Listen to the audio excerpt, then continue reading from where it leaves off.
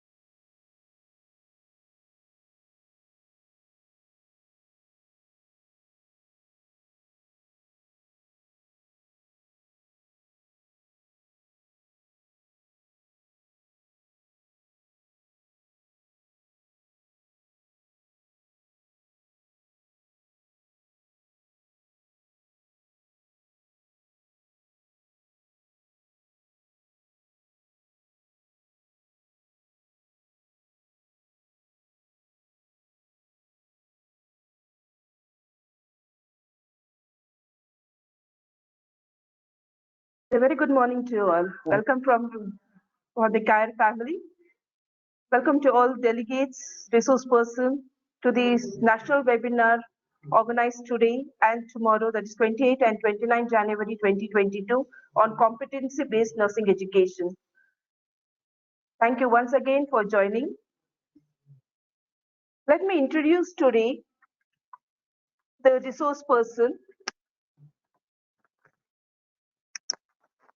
for today's session. From today, there will be 4 sessions. First will be the introduction by Dr. Sudha Reddy, Principal of CAIR INS. Second session from 10:45 to 11:30 will be addressed by Professor Deepa Reddy and Prasad Kanavade on curriculum. The third session will be from 11:30 to 12, Dr. Shrivani from Dimans Dhadwad on overview courses of mental health nursing. And the last session for today will be by Mrs. Sheila Shetty from Manipal from 12 to 12:30 on the overview courses of pediatric nursing.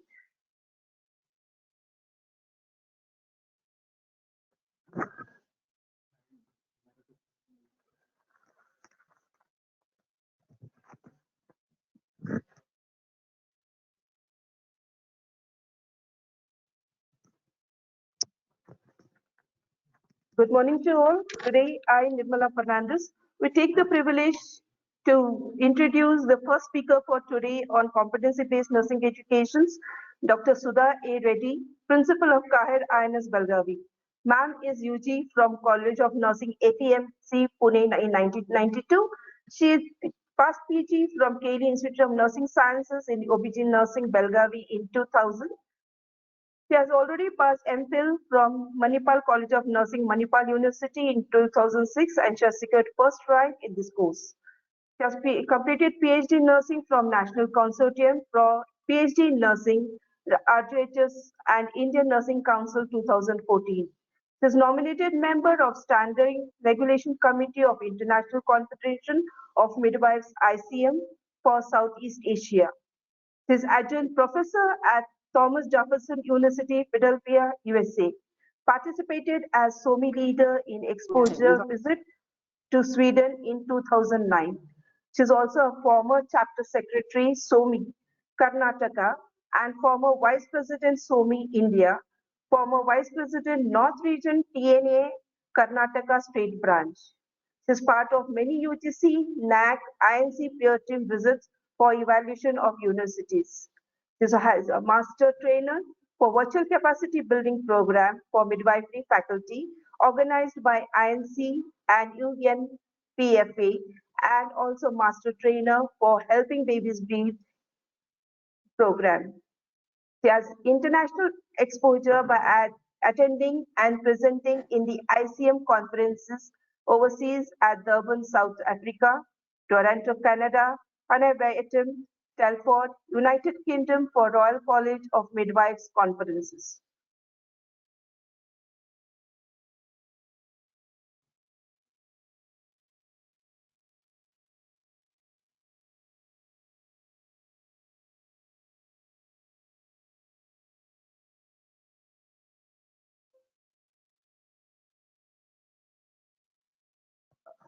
Excuse me.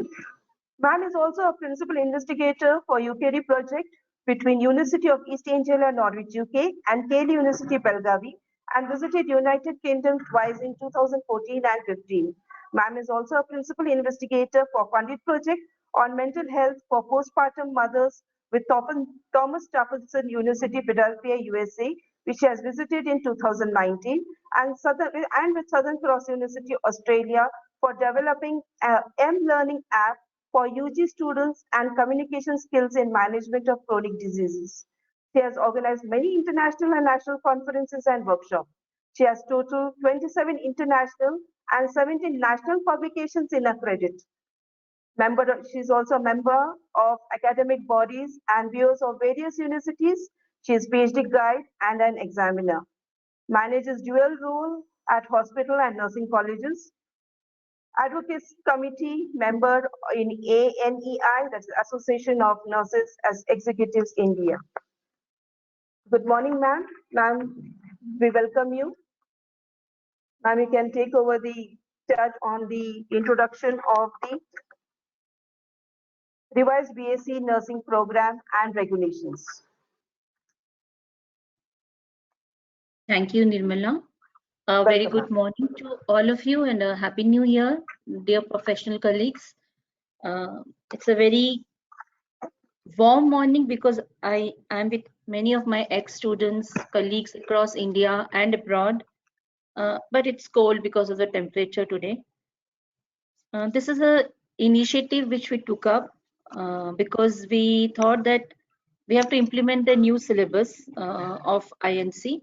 And since we are a deemed university and many of the deemed universities like us have already implemented it, so we have done it and we are waiting for the first semester exams to convene from February 28th. So when the sessions happen, the class coordinator Manjunath will be telling you about our practical experiences in implementing this new curriculum.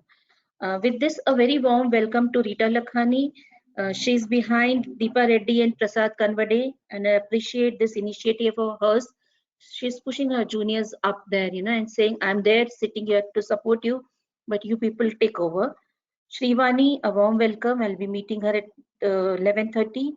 And of course, Dr. Baby Nayak, who again is there in the background and has been telling Sheila Shetty to, take forward the platform on her behalf. So look at the leadership change which is happening, and that is why today you see two mid-level faculty from my college doing the presentation.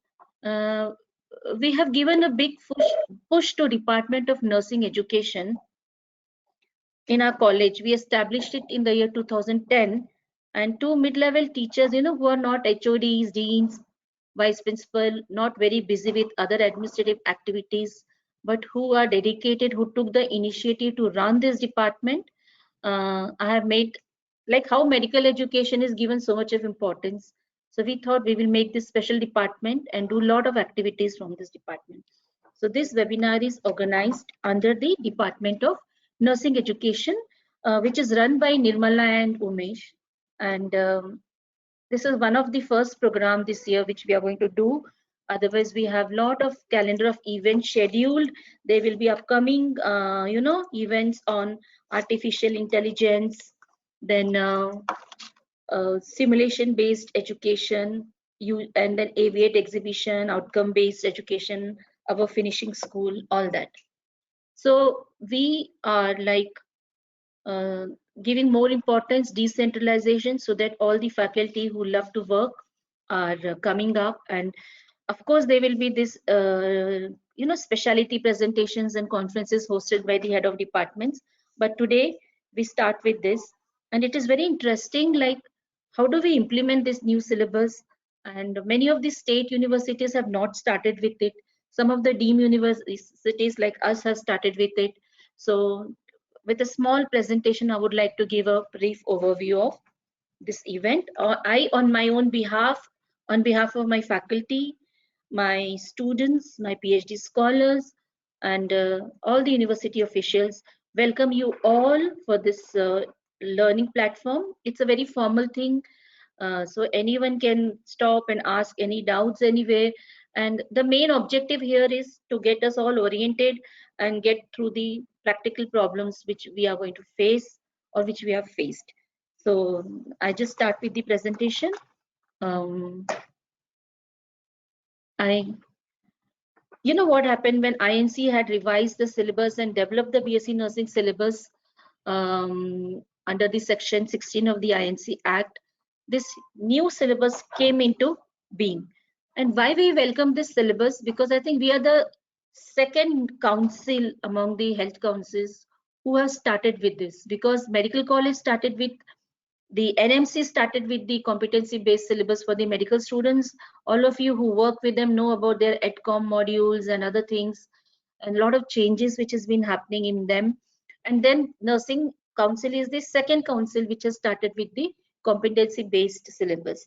What is the beauty of this syllabus is it adopts credit system, semester system as per the UGC guidelines, with minor modifications suitable to professional education in a hybrid form. Those of us who are again under the deemed universities, we know the pressure ki you don't have choice based credit system, you don't have a hybrid form. So for us it is a welcome move, and the syllabus is so beautifully designed by the Indian Nursing Council is that we just don't have to break our heads. Everything is there, we just need to follow it. Whereas in medical college they have meetings, they make timetables, and they struggle. So like as a nursing professional, when I presented the syllabus in the academic council, after of course passing through our board of studies, they appreciated the model, and they said you're so lucky that your council does everything for you, you have to just follow it. So I want all of you to know that we have a beautiful syllabus which has come up. And so this was the letter which came, and the core competences for nursing practice which the Indian Nursing Council here has defined is, professionalism, teaching and leadership, system-based practice, health informatics and technology, communications, teamwork and collaboration, patient safety, quality improvement, evidence-based practice, and patient-centered care.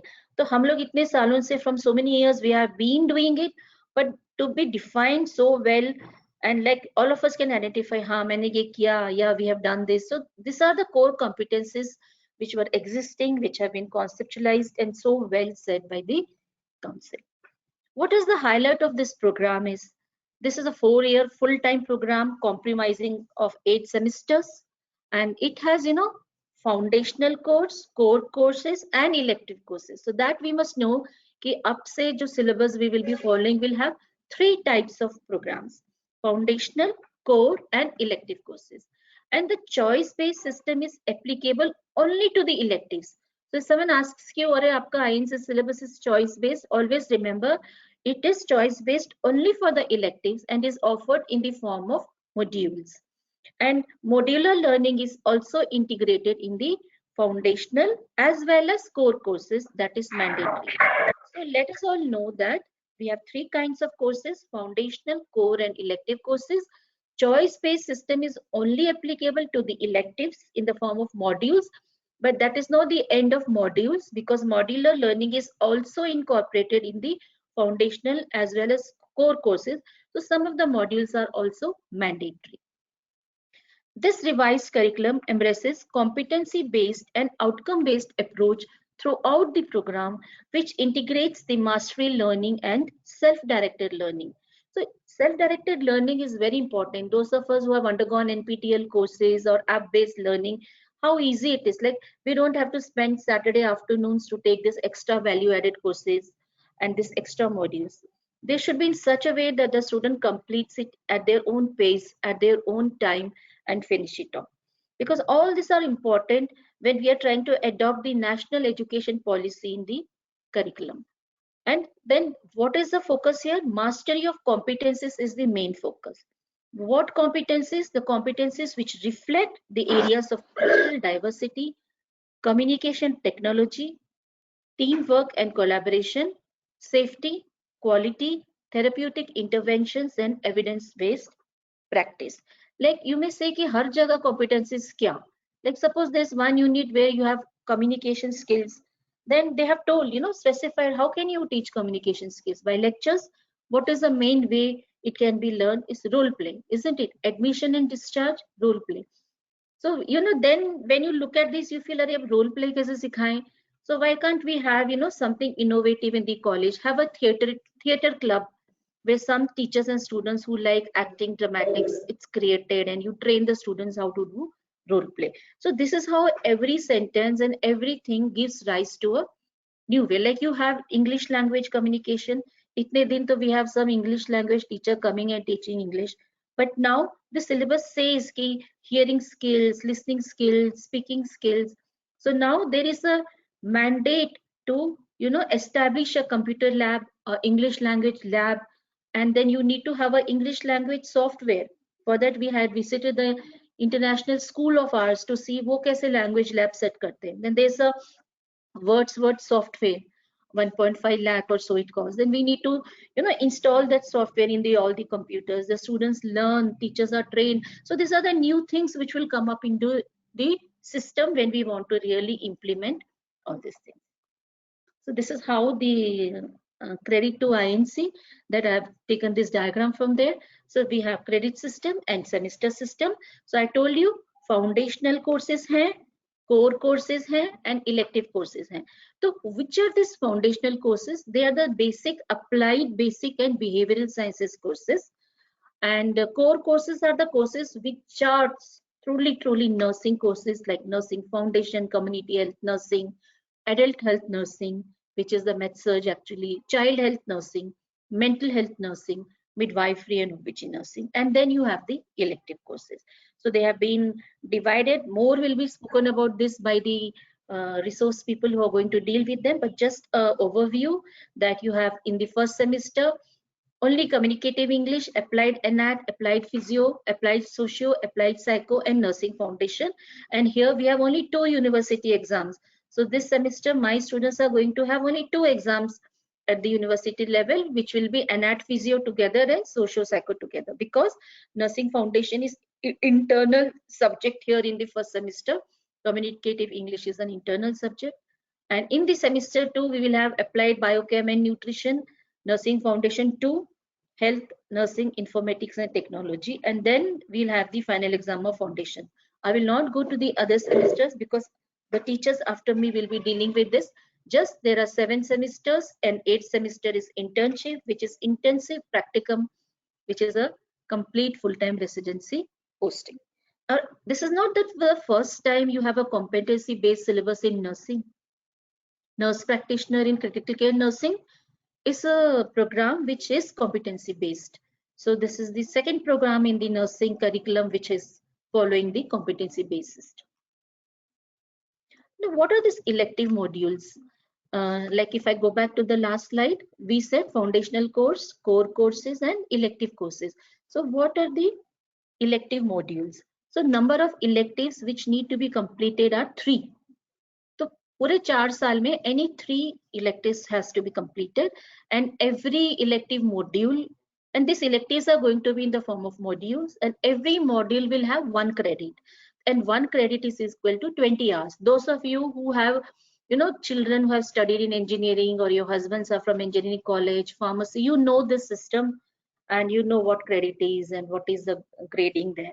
So every module is 1 credit with 20 hours. And when do they complete this? In 3rd and 4th semesters. They have to complete any one of the electives by the end of 4th semester across 1st to 4th semester.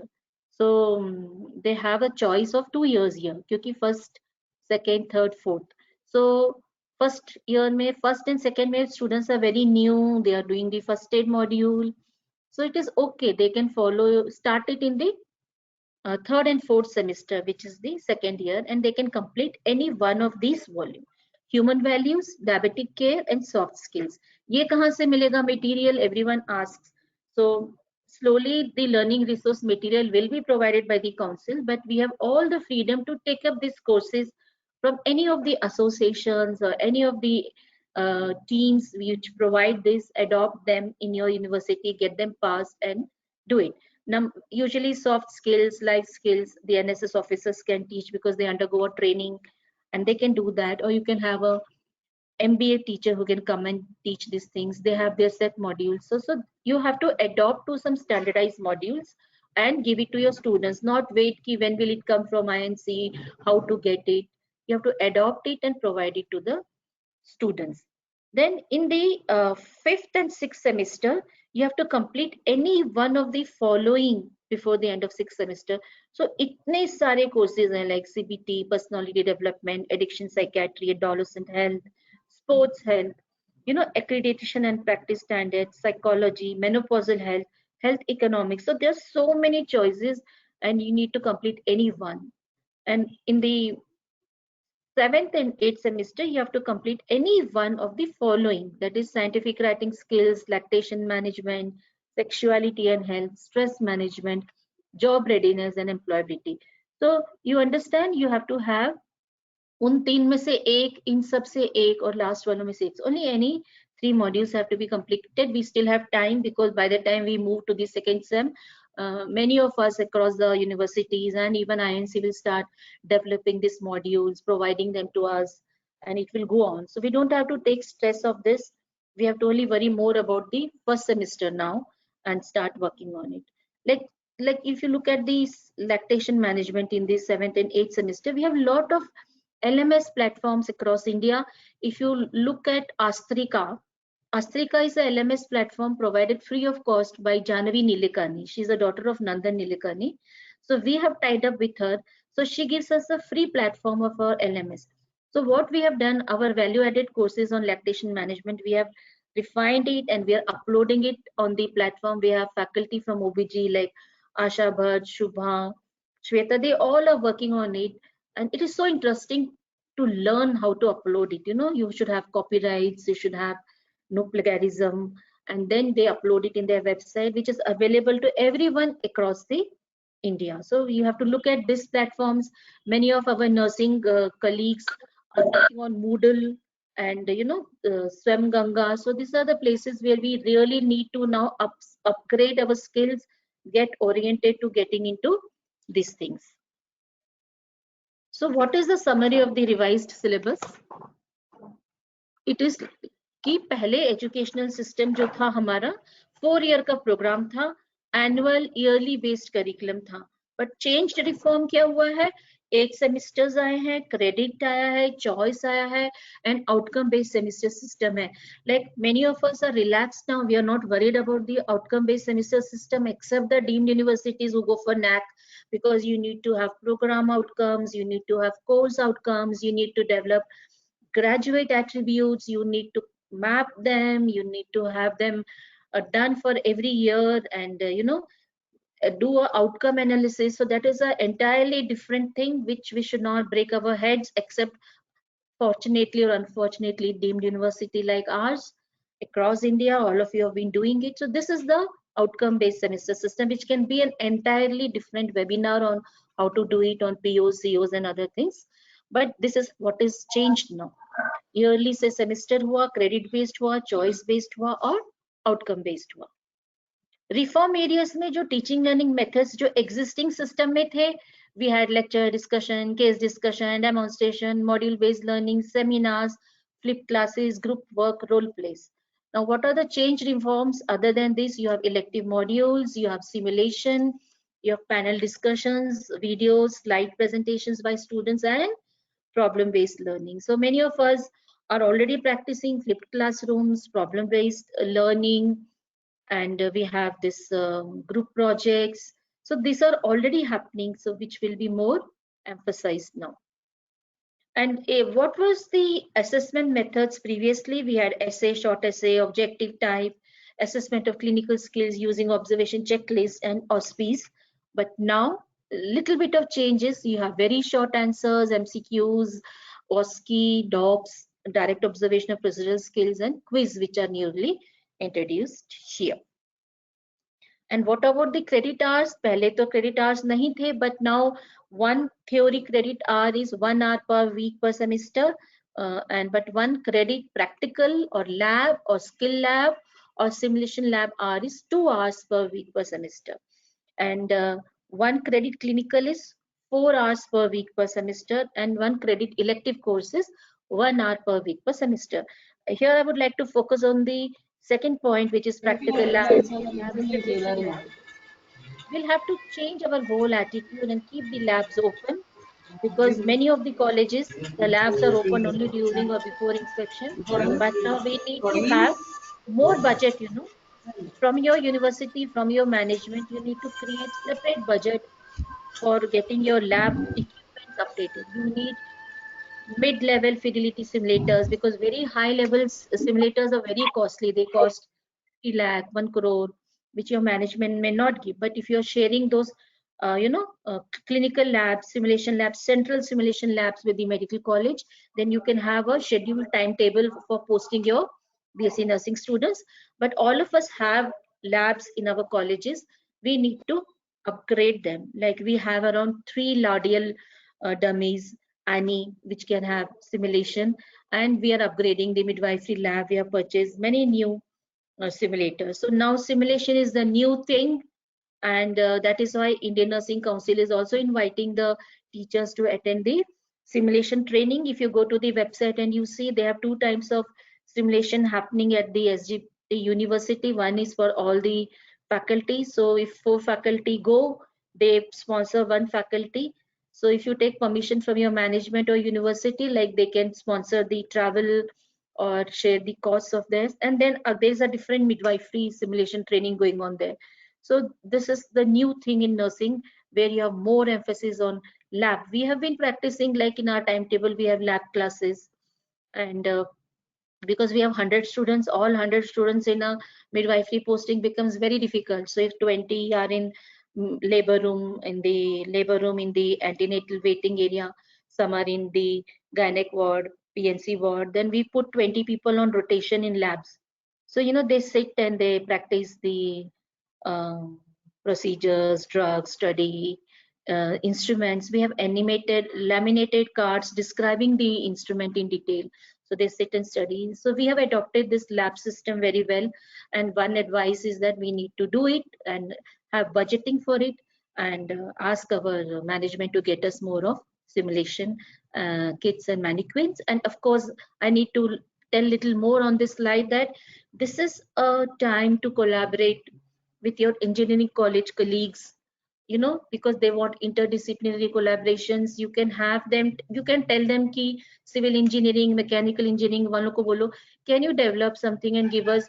100 students have to give IMs injections, they have to give IVs. Can you make something for us with some fiber which is durable and all 100 students can use? क्योंकि 8 लाख का एक dummy खरीदा, and you will not be hesitant to make all students pick on the dummy. So some kind of a innovation, then you do it with them, patent it, apply for patenting, publication, commercialization. These are the new things in nursing now. We need to learn with the new education policy, with the new things which are required for us, and go on with it. So this is what a little bit I wanted to emphasize on. And if you look at the reform areas where university exams are concerned, existing system was 25 marks ka internal. Among 3 IA, we used to select 2 best for 15 marks, and among 3 assignments, 2 best, and out of 25, we were doing this, we were following this. And you know what was interesting was among 3 IAs, 2 best we selected. As an EA, we would select the same for everyone, because among the 3 IAs, some student would perform better in one higher than the other. So we learned this from the medical college, and we were implementing this. Any 2 best we used to usually do now till now. So what is new now? If you look at the new system, we have internal marks of 25, and how have they graded or divided this 25 marks is continuous assessment 10 marks. And what is this 10 marks? May attendance is for 2 marks, written assignments for 10 marks 2. But now we have done 4 written assignments, and then we convert it into 10 marks. Then seminars, micro teaching, individual presentations 12 marks, in group project 6 marks. But in first year, like COVID tha, and students I gaye. So what we did, what I told, discuss with the first year coordinators were ki first year mein unko seminar, micro teaching, individual presentation ke badle give more assignments to them. And so beautiful journals they have done of anat physio, because now our teachers have started teaching anatomy physiology. There are beautiful diagrams of mitochondria. I think when the fundamental session happens tomorrow, I will request Manju to scan it, and after Madam Raman Kalia presents, we can show you how beautifully they are doing the journal. So first year में कहाँ वो seminar micro teaching करेंगे? So customize करके we have tried to put this in place. And group projects they can do when they have CSSD visits and the other visits which they do, and they can present it. So why all this is there? So that the students leadership and communication skills are started from the beginning of the first year. So then they divide all this, jitne bhi marks ka dena, you divide it and see that in the end you get 10 marks for the continuous assessment. And then you had in the university annual exam. Hamare yahan, like I'm talking about our university, we had MCQs, then we have long essays, short essays, and it was 75 marks university exam and 25 marks IA. And we followed that 50% passing both in IA and 50% passing in university exams separately as per the norms. Now what has happened, the sessional exams are 15 marks, and there are 2 sessional exams per course for 15 marks. Kaise? Like you have 1 annual exam per year in which you have MCQs for 12 marks, essay and situation type for 30 marks, short essay for 25, and very short essay for 8. So the end semester university exam is for 75 marks. So 15 plus 10, that becomes the IA. I mean, here the continuous assessment is 10 marks and sessional examination 15. So we are giving only 2 IAs now. Pehle kya hota tha ki we used to give 3, and now we are giving 2, and then you have the final 15 mark sessional exams in the first semester. Now I'm not going to again go into much detail, because we have in the end a separate session on the evaluation and all that, which will be done by one of our faculty who is also working in the exam section as a assistant controller of examination. So I just wanted to give a brief this. And practical ka kya scene hai? You have internal plus external assessment, 50% plus 50%. Internal assessment, again you have continuous assessment of 10 marks, where attendance score, clinical assignment score, and clinical presentation, drug and report case. This all we were doing. So this is happening, continuous evaluation of clinical performance, 10 marks. This means you can take 3 sets of clinical evaluation of the students. What we do is, 1 we take from the student, 1 the faculty takes, and 1 we take from the ward in charges. And then you have end of posting OSCEs and completion of procedures and clinical requirements. So total we divide it, whatever we do, we divide it, and in the end it comes to 10 marks of continuous assessment.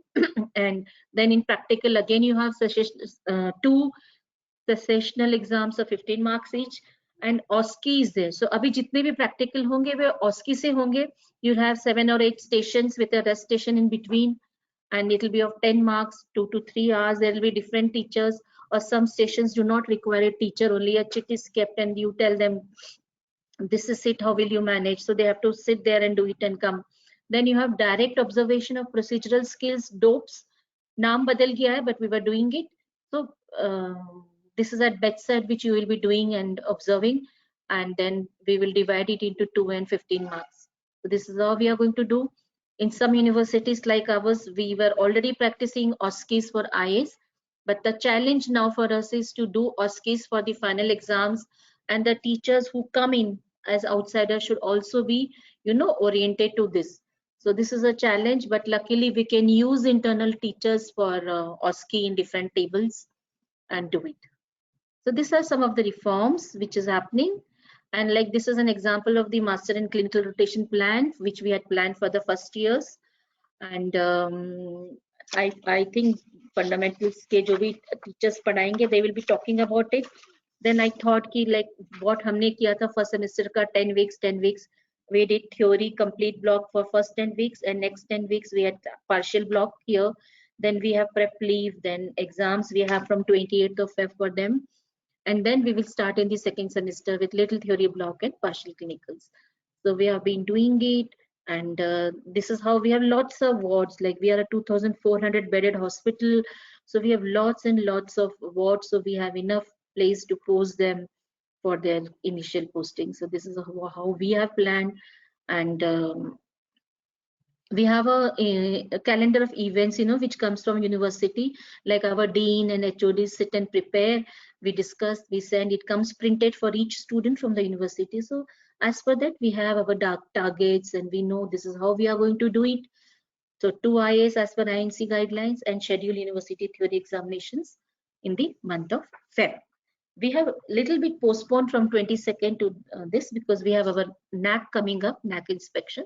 So it 6 दिन उतना ही, and हमारे results 5 days we declare, and then we give vacations and we start off. So this is how we are implementing it.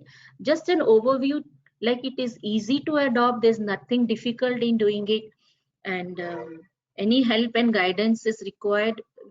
We can share our experiences. We are not experts, but whatever little my whole team of faculty has struggled and tried to do it, they will all will be there to help and share. And when we talk about this one mandatory module of first semester, which is the on first aid, including basic CPR, we have developed the first aid module based on this Indian first aid manual. It's a huge manual, 400 pages, and I give all the acknowledgement to the Department of Fundamentals of Nursing, Ashok Kamath, the HOD, Manjunath, Rajashri, Lakshmi Kamath, the other people who have gone through it and reduced it to a smaller number of module, which will be given to the students. And of course, basic life support is an integral part of us, because we have basic life support mannequins in our nursing lab.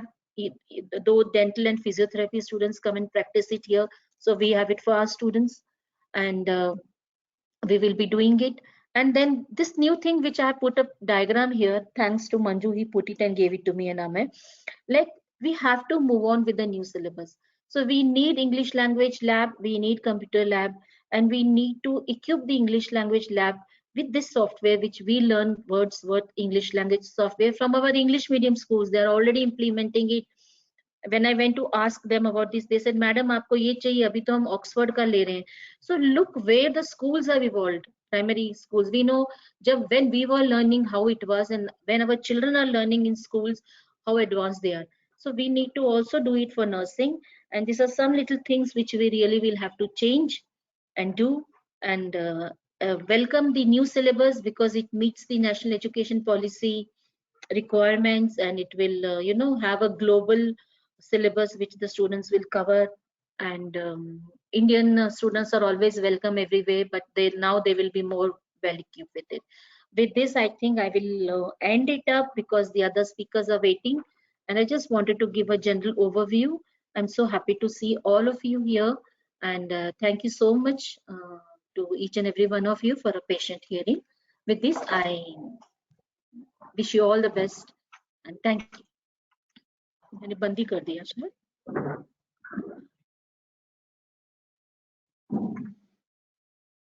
Thank you, ma'am. Thank you so much for briefing us the revised BSc nursing program and the regulations, for telling of the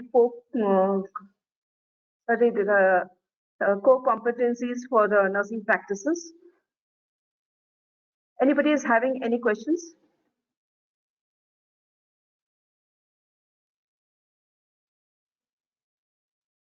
If anybody is having any questions, you all can ask directly.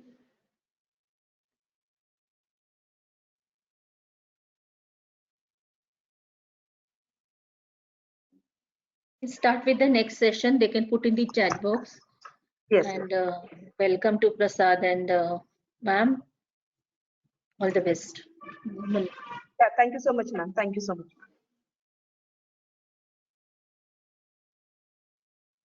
Okay, hello delegates. As we have finished with the one session, we'll move on to the second session on the curriculum, program structure and implementation of curriculum. Good morning, Dr. Rita Lakani ma'am, Professor Deepa Reddy ma'am, and Mr. Prasad Kanware sir. So,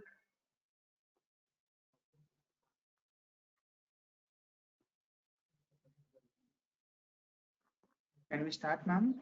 1 second, sir.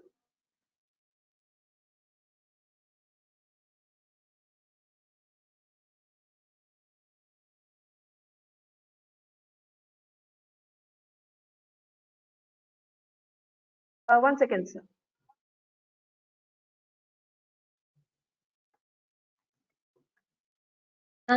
Tries to put on the slide for them. You know, this conference today has more than 200 registrations from 18 or 16 states of India and 3 countries from outside. So a big thank you to, you know, all the resource people. Good morning, Shrivani ma'am. Looking at their names, you know, people have registered. How are you, Shrivani ma'am? Waiting for your session. Yeah. Yeah.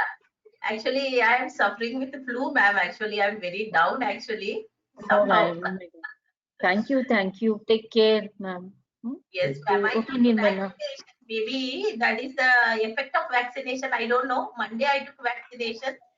From Wednesday, I'm not keeping well. Take care, take care. Okay, ma'am. Yeah. Yeah, Nirmala, you can continue. Yes, ma'am. Good morning, Shrivani ma'am. Good morning, ma'am. As we are continuing with the second session on the curriculum, welcome Professor Deepa Reddy, HOD, Professor team leader of DY Patel University School of Nursing, Navi Mumbai. Ma'am is having an experience of 15 years and she's qualified in BSc Nursing in Bishop's College of Nursing, Dharampur, Tamil Nadu. And she has completed MSc Nursing in Pediatric Nursing Specialized in Dr. Shakuntala College of Nursing in Tamil Nadu. Her major recognition and awards are Best Posters on the theme in January 2016, and she has a part of organizing committee of International E-Conference on Shaping the Future of the Nurse Practitioner Program in India in April 2021. She has organized state-level conference on theme of cardiovascular nursing 2016. She has organized basic workshop in health nursing education technology in 2015.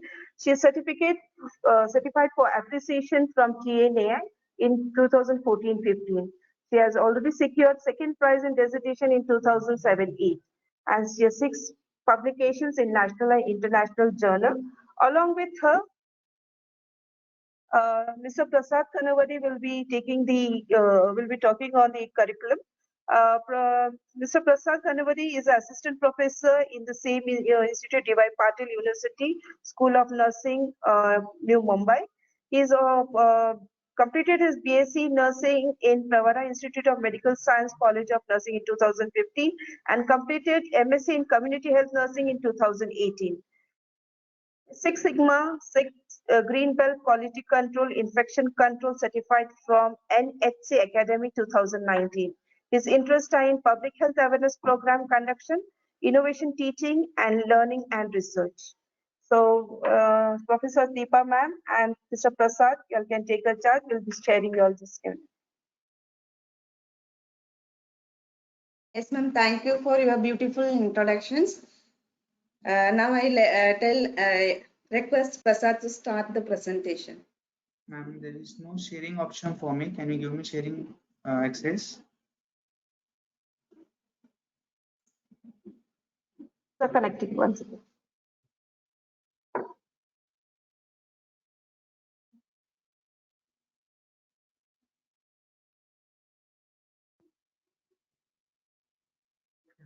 Yes, sir. Yes.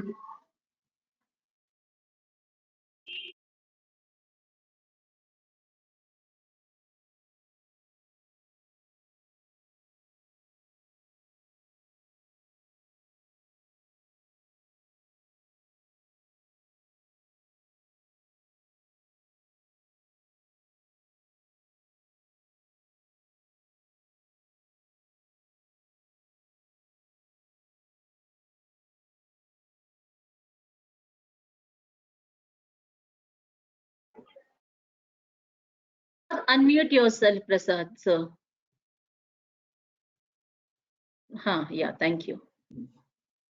Thank you so much, ma'am. Good morning, Sudha, ma'am. Good morning to all the participants.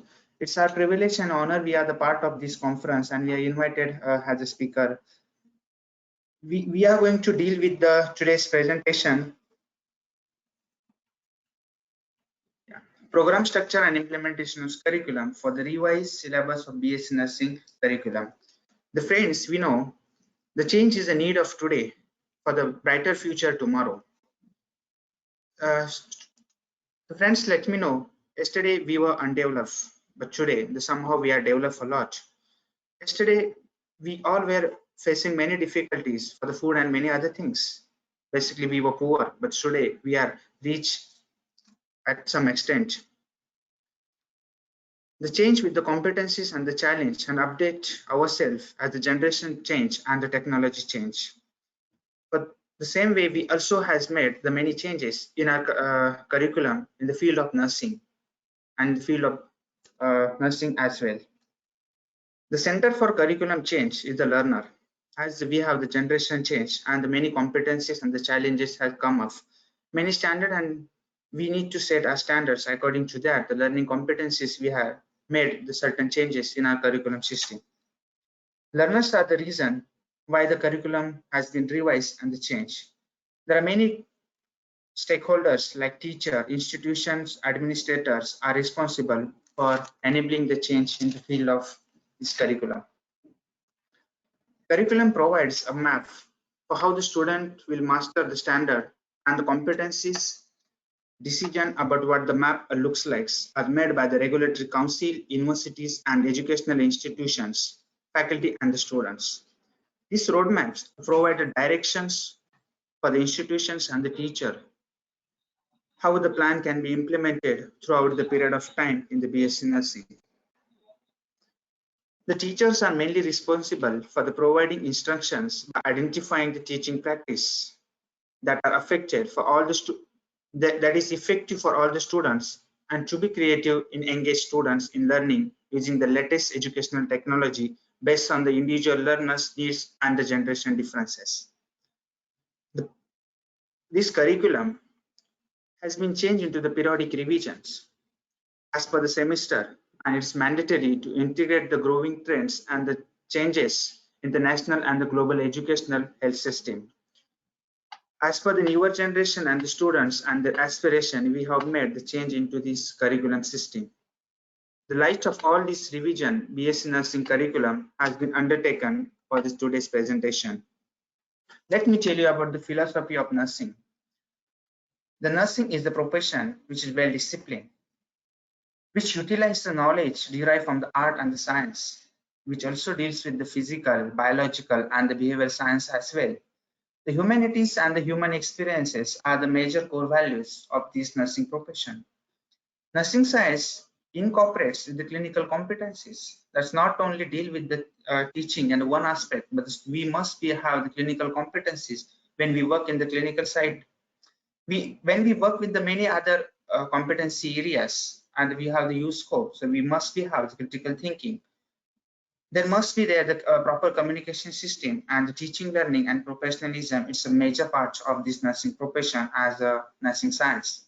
And the caring and the cultural competencies is also a vital aspect in this nursing profession.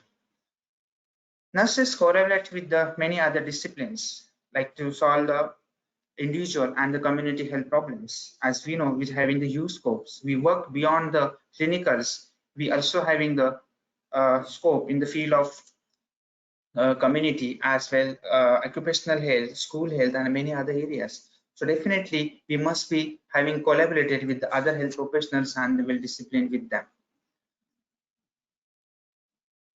We always learn through evidence-based practice. It's all about we learn from the mistakes, we learn from the issues, and we learn from the new certain experiences. So where we has to be a compassionate and the caring among the practitioner in response to emerging the issues in the healthcare and the new discoveries and the technologies in the profession.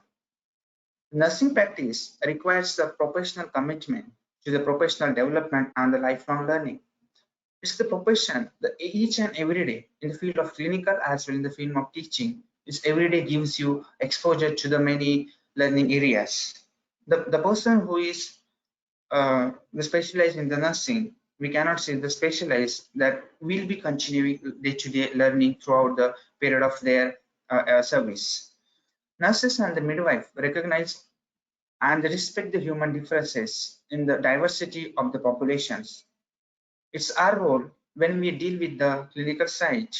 We must maintain the dignity and the respect of the patient. We must protect the right of the patient. So all those things through this curriculum, we also going to delve about it. Let me tell you the scope of the practice. The scope of the nursing and midwife practice encompasses the provision of the promotive, preventive, curative, and rehabilitative aspects of the people across the lifespan in the wide variety of the healthcare setting. These are the major core components and the major aspects of our scope. Anywhere we can work any of the areas, like it could be a hospital, it could be in the, I can say the occupational health, anywhere. It could be industrial health, but the preventive, curative, and rehabilitative services is a major core component through which we are going to deal with the care. Then the nursing practice is based on the acquisition of knowledge. Unless there is no proper knowledge, we will not be a good nurse.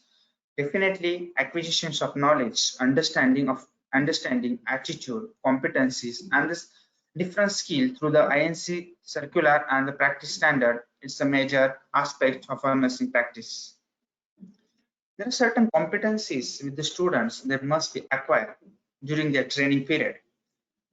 The programs will guide you in performing the scope of the practice. The nursing offers the qualified nurses and the midwives and the wealth of the opportunities in the field of practice, education, management, and the research in India and the overseas.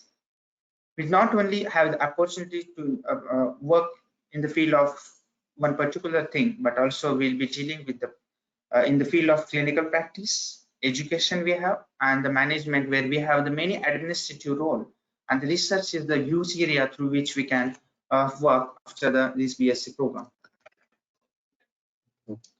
So as here the Prasad has said, our opportunities in the field of practice, education, management, and research, our roles are expanded. Now you can see there are many roles has come, that is community officer, nurse-led midwifery. So these are the different role has come in the field of nursing. So we have to be make provision for our students to develop all this competency to excel in their field.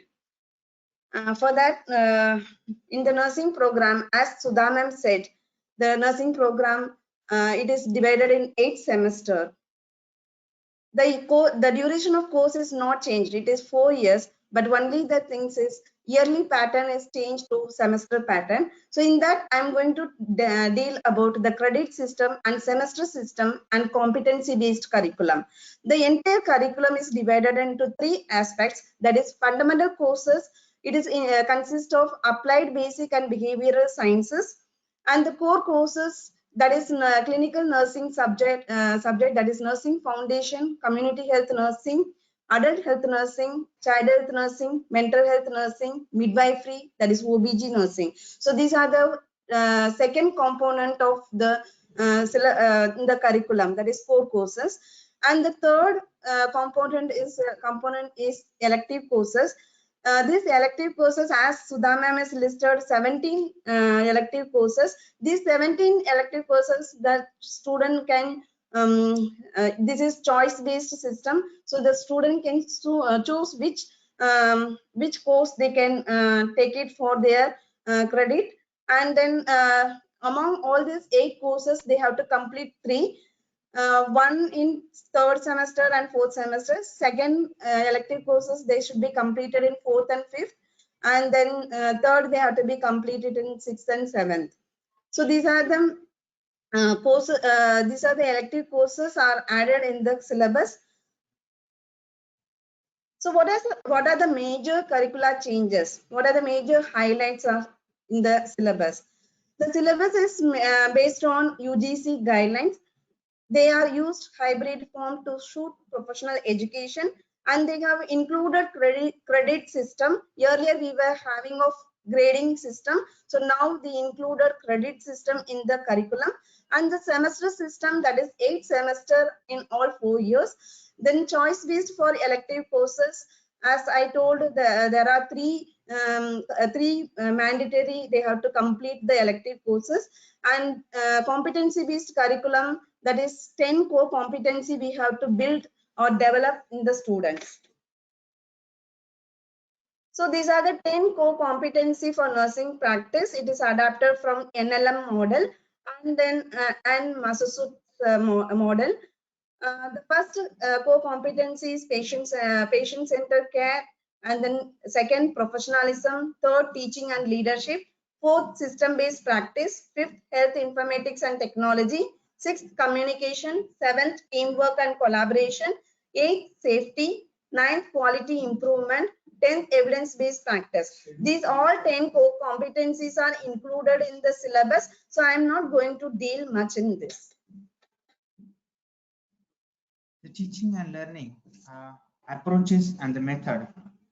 There are certain competencies we must be achieved as given into our syllabus. Certain outcomes based on our objectives it must be reached at the end of our learning. The transformation and relationship based education is a very important approaches has been added in this syllabus.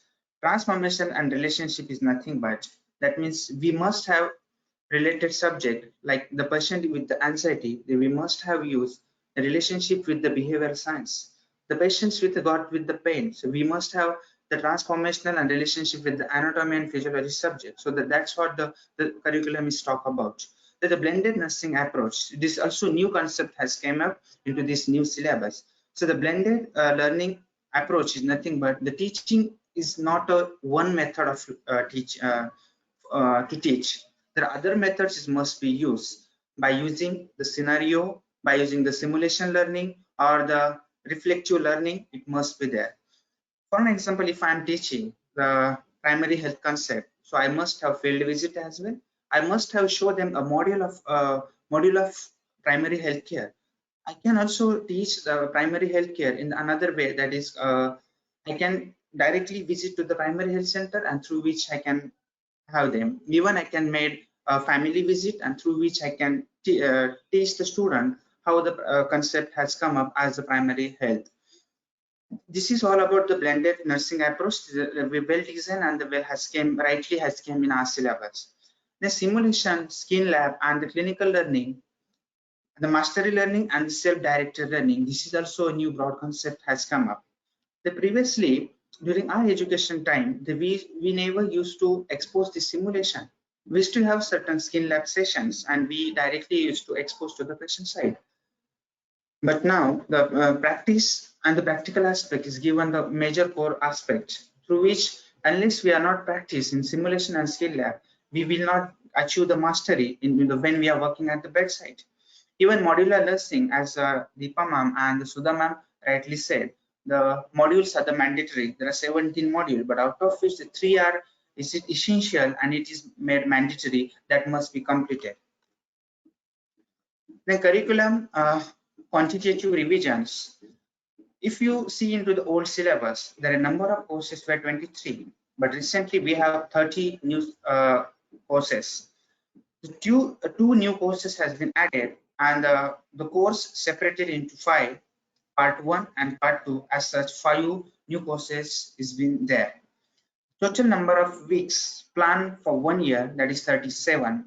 And in new syllabus, if you see, there are 40 weeks, 20 weeks per semester has been given, and to accommodate the changes. If you see the vacation, holidays, and the exam and the preparatory leave for the old syllabus, it was 15 week. But recently we have only a 20 week, 6 per semester has been assigned. So here, just I want to add up of something. So now the new syllabus, they have number of weeks, they have increased to 40 weeks, then 20 weeks for each semester. So already some of the universities, they adopted to 40 working days. As per the INC, it is given each semester 100 working days. So total 200 working days. Some of the universities, they already adapted to 40 working days. So we can think, we can decide as per our convenient and as per the coverage of the syllabus and everything. We can think how much weeks we can, how much working days we have to have. So it depends on the university, based on the university. But it should not be lesser than 200 working days as per INC. Yeah, absolutely right, ma'am. University having right and they can plan as per their convenience the syllabus and the credit hours. Then if you see the additional course modules, so as earlier I said, there are 2 courses has been added. One is introduction for the forensic nursing, another one is professionalism, professional values, ethics, including the bioethics. And the separate courses for you, one is pharmacology 1 and 2, pathology 1 and 2, nursing foundation 1 and 2, the child health nursing 1 and 2, and mental health nursing 1 and 2. And this is being completed throughout their period of one particular semester. As we know, the master syllabus, there are specialty subject 1 year and specialty subject 2 in second year. But the same changes they have made, and the subject has been divided into 2, part 1 and part 2, and they has to be completed in particular year of time. If you see in the old syllabus, like one of example, that is community health nursing. It was there in second year community first, and when they come to 4th year, they used to have community 4th. But यहाँ पर ये लोगों ने change करके, it is being given into in one particular year, one semester they will talk about, they will learn about the part 1, and another semester they will speak on the part 2. Even the module, there are 11 within the course of time, but 3 are made essential, and it is made compulsory to be completed over the 8th semester. The recognitions of courses and the content revision. Thus, as earlier I said, the skill lab hours has given the more weightage, and it's become a more vital aspect of learning. Then increase the view of integrating simulation learning into the curriculum. Then the content revision, infection control, including safety added to microbiology, health, nursing informatics, and technology instead of introduction of computers. यहाँ पर computer lab and even computer as a skill lab also you can add. Even environmental science and the healthcare policy standard, primary treatment protocol of the national guidelines, roles and responsibilities of mid-level healthcare provider, community health officer, leadership role, activities of the health and wellness center are included in the community health nursing first and second. The latest concept trend and midwifery practice, integrating Government of India midwifery service initiative. So these are the major aspect has been added. So these were not there as much in the old syllabus, but these are the new informatics information has came, and it has been added as a new scope in the nursing field. Other changes has made into syllabus. The first one is they had given a special course code. One of example is given there in English 101 code has been given, nursing foundation 105 as such the coding system has been given. Communicative English is completely applied. If we see as you and other students can speak English well, but the English application has to be there. How the foreign people can speak, how English is mandatory to go for abroad countries as well into the foreign countries, how the English is important to have effective communication and leadership development when we are working in the various fields. So for the purpose keeping in mind, so applied communicative English subject has come. Then applied basic science and behavioral science in the application of the nursing, this also has been made. Many things has made as applied into the day-to-day practice, clinical, and many other things. So all those weightage has been given over here. Then the core nursing courses separated into 2 semesters as facilitated clinical placement, the theory and the practicum. As Sudha ma'am said, the credit hours and the contact hours is also added into new syllabus. So now we let us move on to the program structure.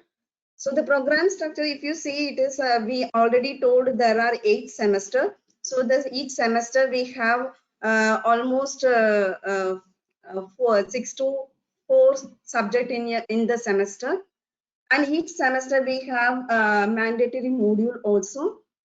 And here what I'm trying to tell this this semester system is very good for the students. It is very comfortable for the students, but it is very challenging for the teachers. So the teachers has to be behind with the students to complete their requirements within 6 months period. So we have to be very we have to be we have to be on toe, and we have to run behind the students and make the completion of the all requirement of each semester and everything within the stipulated period. So in first semester, these are the number of subjects are there in the first semester, that is communicative English, applied technology, applied physiology, applied sociology, applied psychology, and nursing foundation 1. And mandatory module or first aid as part of the nursing foundation. And second semester we have 4 subjects, that is applied biochemistry, applied nutrition and dietetics, and nursing foundation part 2. Then fourth is health and nursing informatics and technology. Mandatory module, that is health assessment under nursing foundation 2. And in third semester, there are 4 subjects, applied microbiology and infection control, including safety, pharmacology 1, pathology 1, adult health, medical surgical nursing 1 with integrated pathophysiology, mandatory module, that is BCLS under adult health nursing. In fourth semester, we have pharmacology 2, pathology 2, and genetics, and adult health nursing 2 with integrated pathophysiology, including geriatric nursing, professionalism, professional values and ethics, including bioethics, mandatory module, that is fundamental of prescribing under pharmacology, and palliative care module under adult health nursing 2. And in this third and fourth semester, we have to cover 1 elective course the student has to be complete.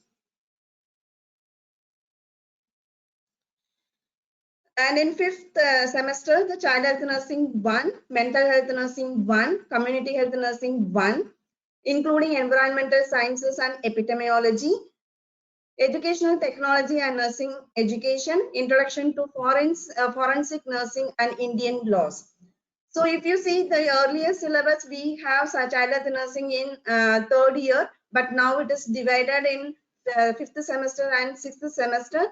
So in order to complete the develop the competency in the specific specialty area, so they have stretched into 2 semester. They separated into 2 semester. And in 5th semester, there are mandatory module. There are n number of modules under child health nursing, that is essential newborn care, facility based newborn care, IMNCI, and PLS as part of it is under the child health nursing. 6th semester, we have child health nursing 2, mental health nursing 2, nursing management and leadership, nursing management and leadership, midwifery, that is OBG nursing part 1. The mandatory module, that is SBA module, that is skill birth attendant module under midwifery. This module can be completed in 6th and 7th semester. And 7th semester, we have community health nursing 2, nursing research and statistics, and then midwifery, obstetric and gynecology part 2. The mandatory module, that is Safe Delivery Act under OBG. This is also can be completed in 6th and 7th semester, because we have 6th semester also midwifery and 7th semester also midwifery. So these both modules can be completed into 6th and 7th semester. And 8th semester, that is internship period. So in the internship, it is more of practicum, that is clinical focus is there in order to develop the competency of the students. It is a residency posting. So modules, if you see these modules for both mandatory and the elective modules, this should be certified by the institution or by the external agency. And the modules are already the INCs prepared, and it is separate. Each modules are prepared and it is provided in separate learning resources package. So the students, we all can use those modules. And apart from that, BCLS, PLS, these modules, we can use the national standard and international standard modules. These we can be adopt and we can use it in our use it for our student learning purpose. And the elective modules, there are number of elective modules, as we told, 17 modules. In that, among 17 modules, the students can choose and then they can complete any 3. Every module, that is 1 credit for 20 hours. Examination. So each semester almost 2 university exams and 1 college exams. Some of the semesters have 3 university exams. Only 1 practical in every semester, except 6th and 7th semester. The other semester we have only 1 practical exam. So this is made easy for the students, and it is very comfortable for the students' purpose. And intensive semester, that is semester 8, we have internship. In that, the competency assessment will be done in all specialty area. Internal assessment and specific guidelines for theory and practical is given in the appendix 1 and 2 in the syllabus. University exam guidelines also given for theory and practical in the appendix 3. And the exam regulations already Sudha ma'am also said, and even the next speaker, the coming speaker also will be going to deal about the examination regulation. So I'm not going to much deal about this. So we'll be moving to the next. Now we'll be discussing about the syllabus course organization. So the syllabus, we already INC has given a syllabus, and the syllabus is talk about the placement. Even the syllabus is talk about the theory, credit hours, and the contact hours it's already assigned into the syllabus. Then practicum, the different areas like the skill lab, clinical, and how much credit hours is to be given. So that everything has been assigned into syllabus. Even the courses tells you about the descriptions of the courses. The subject-wise, the description has been given. The competencies to be achieved at throughout the period of course. Depending upon the subject, it is also given in syllabus. The syllabus is also tells you about the course outline. Number of unit has given per subject. The time allotment for the per unit per subject is also been assigned. The learning outcomes per unit and per subject, that is also been given into the subject under the course outline. The content to be taught, and which are the different teaching and learning activities to be taught for the particular subject, that is also been given into this course outline. Assessment method for each aspect of a unit also has been given in the syllabus. The clinical experiences and clinical posting, hours of posting as per the subject, it is also given, and the logbook and the clinical requirement, it is also given in the revised syllabus. Then implementation of the curriculum, it is very important aspect of today's presentation. The implementation is nothing but putting into the routine of your courses, course of study as the syllabus as per the subject wise. The curriculum implementation takes place when the students acquire the knowledge, skills, and the attitudes. When we talk about the implementation, the only thing we have to keep in mind, there has to be learning along with the teaching. A learning environment has to be there. Unless there is no proper learning environment, so implementations will not be effective for the learning. So this is all about the implementation is to be placed on the based on the latest technology that we have and the best resources that we have adopted for your institution. while implementing the curriculum, these all are the things, resources, technologies, score, time, and this must be taken into the consideration. But important aspect that we must keep in mind during 1 to 7 semester, that is total weeks per semester is 26 weeks per semester. Number of weeks per semester for the instruction 20 weeks, 40 hours per week is must be there, and the total 800 hours for the each semester must be assigned in the working phase. Total number of working days, it is minimum 100 working days is must be there, 5 days per week, and the 20 weeks for one semester it must be there. Vacation for one semester is 3 weeks and holiday for per semester is 1 week. Examination and preparation of holidays, it must be for 2 weeks as per the INC guideline has given. Then Saturday for 5 hours for the 20 weeks. Semester available for the self-learning electives, self-learning and electives. The student has given the self-learning, so there are certain hours has to be assigned.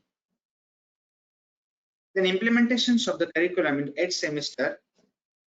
8th semester is completely deals with the internship program and interns. The total number of total number of weeks in a semester is 26. The clinical posting is 22 weeks and 48 hours per week. Total number of hours is 1056 hours. If we see into the 1 to 7 semester, there were given 20 weeks working hour, but यहाँ पर 22 weeks दिए गए हैं when they are when the student will come to into internship period.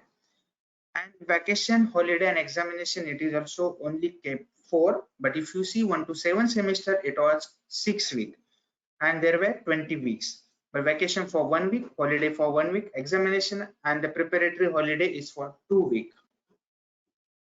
Then course credits. The credit system is given 1 credit for theory, 1 hour per week per semester. As per this, the credit score to be given for the student. One credit system for 1 credit for practical when they are working into the lab, skill lab, and simulation lab, and many other areas like foundation lab, many other labs that you have prepared. So depending upon that, the practical hours, practical credit hours to be given, and practical hours 2 hours per week per semester to be given. 1 credit for the clinical is must be given, 4 hours per week per semester. Once the student will fulfill this, the 1 credit hours to be given. 1 credit elective courses is must be given, 1 hour per week per semester. When the child will have the self-learning elective module they use, depending on that, then 1 credit hours is to be given. The total number of course credits, including the internship and the electives, that must be 156, 141 plus 12 plus 3. Now 141 for the theory and the practical, 12 for your clinics, and 3 for your elective courses. So here just I want to say this 141 for all 7 semester and 12 credit hours for 8 semester and 3 that is elective module. The students they have to complete 3 module and each module 1 credit. So total 3 credit hours. So total all together 156 we have in all 8 years. Yeah, 8 semester. Sorry, 8 semester. So the next we will be moving to the course of instructions with credit structure. So here the template is given. It is there in the syllabus also. So just I have put it in semester wise. So we have semester, course code, course subject title, theory credit hours, theory contact hours, lab skill, lab credit hours, lab and skill lab contact hours, clinical credit hours, clinical contact hours, total credit hours, total hours. Sorry.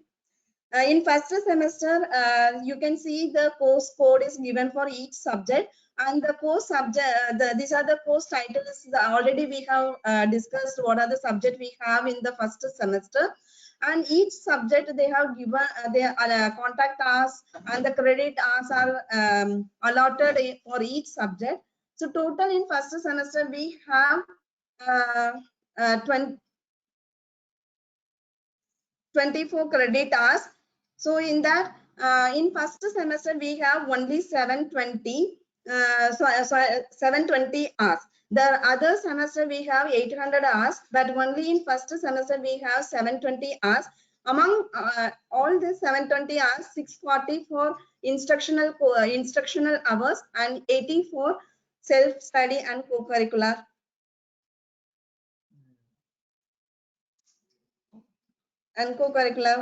Allotted. So then second semester, again it is given the subject applied biochemistry, applied nutrition, dietetics, nursing foundation 2, including health assessment module, health nursing, informatics and technology, self-study and co-curricular.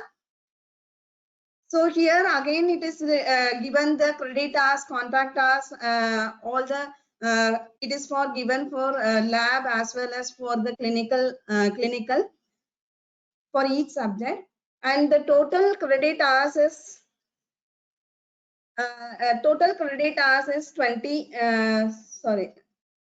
21, and then total hours is 800. So in the 800, 740 that is 740 for instructional hours and 60 for self-study and co-curricular activities.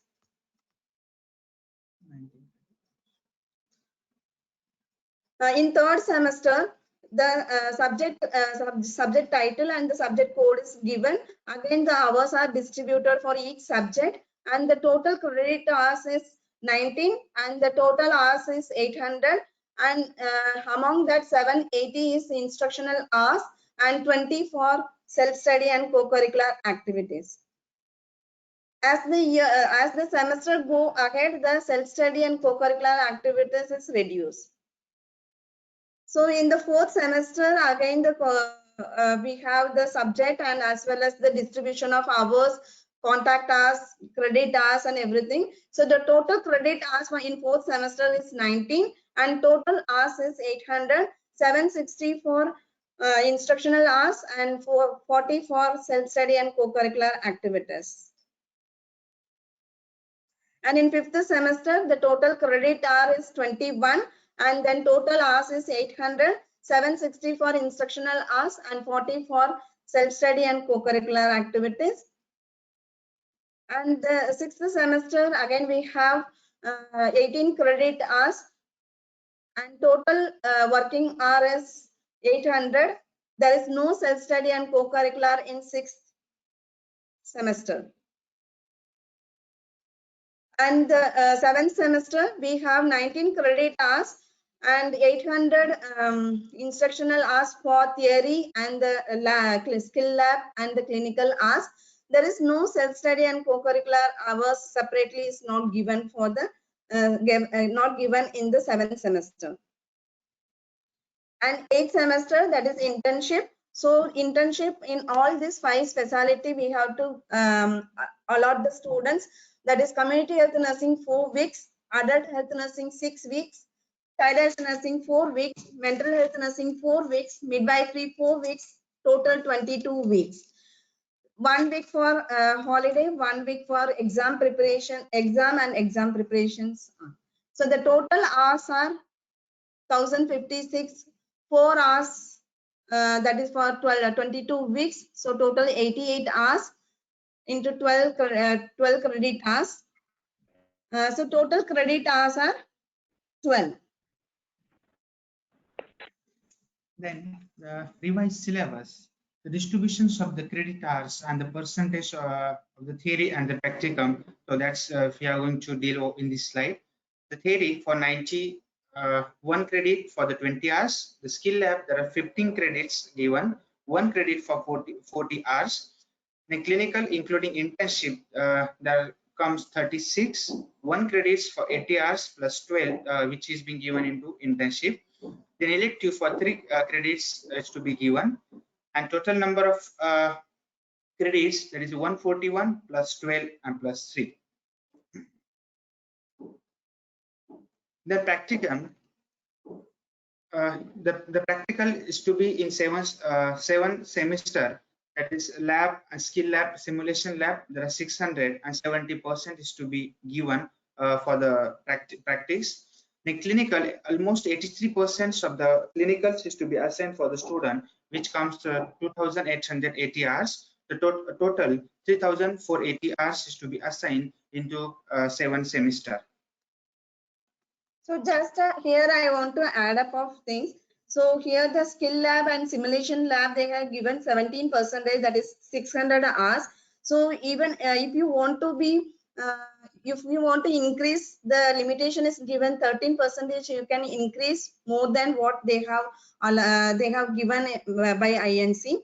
And for the skill lab, 50% they have, you can increase for the simulation lab. 30, that is 30% in total as you can give the simulation lab, so the students can practice and they can develop the competency in advanced procedures and etc. We can increase as per the requirement, but we cannot reduce. We can go below 17% and we can go below 83%. It's made mandatory and compulsory for all the students. Then implementation of the theory, there are full theory block you can implement when you are implementing actually into the practice the theory hours. Either you can have the partial teaching block, either you can have the full clinical blocks to achieve the clinical hours. This is an example of master plan which is being showing the first semester and the second semester. This is not a finalized plan. This is only for the example purpose we have kept over here. You can for an example, in first semester we have the 10 weeks of theory, so you can put you can see my arrow, the complete theory block. In the clinical you can put the 10 weeks of clinicals posting, so you can put as complete clinical block, either you can put as a partial block the theory and the clinicals. Even 1 week can gadgeted holiday could be your any of the ways like Diwali holiday, your Christmas holiday, anything the special you want to do that you can put into. The 2 week for their exam and preparatory holiday, you can assign the complete 2 week. Vacations after the examination, if you want to give 3 week of vacation, you can give over there. In case the child could not complete the clinical and you want to place them over there again as a clinical, once the exam is over, you can put over there too. The second semester is also has given the same example. You can put the theory block, the 4 week. Then you can have simultaneously theory and the clinical together as a part of partial block, and further things as continued as a gazetted holiday, exam preparatory holiday, and vacations. Third semester also is telling the same thing. Fourth semester also you can plan the same way, the complete theory or the partial block. Then seventh semester also is the same thing they have been mentioned, but only thing the assign hours and the credit hours, theory and the practical simulation lab.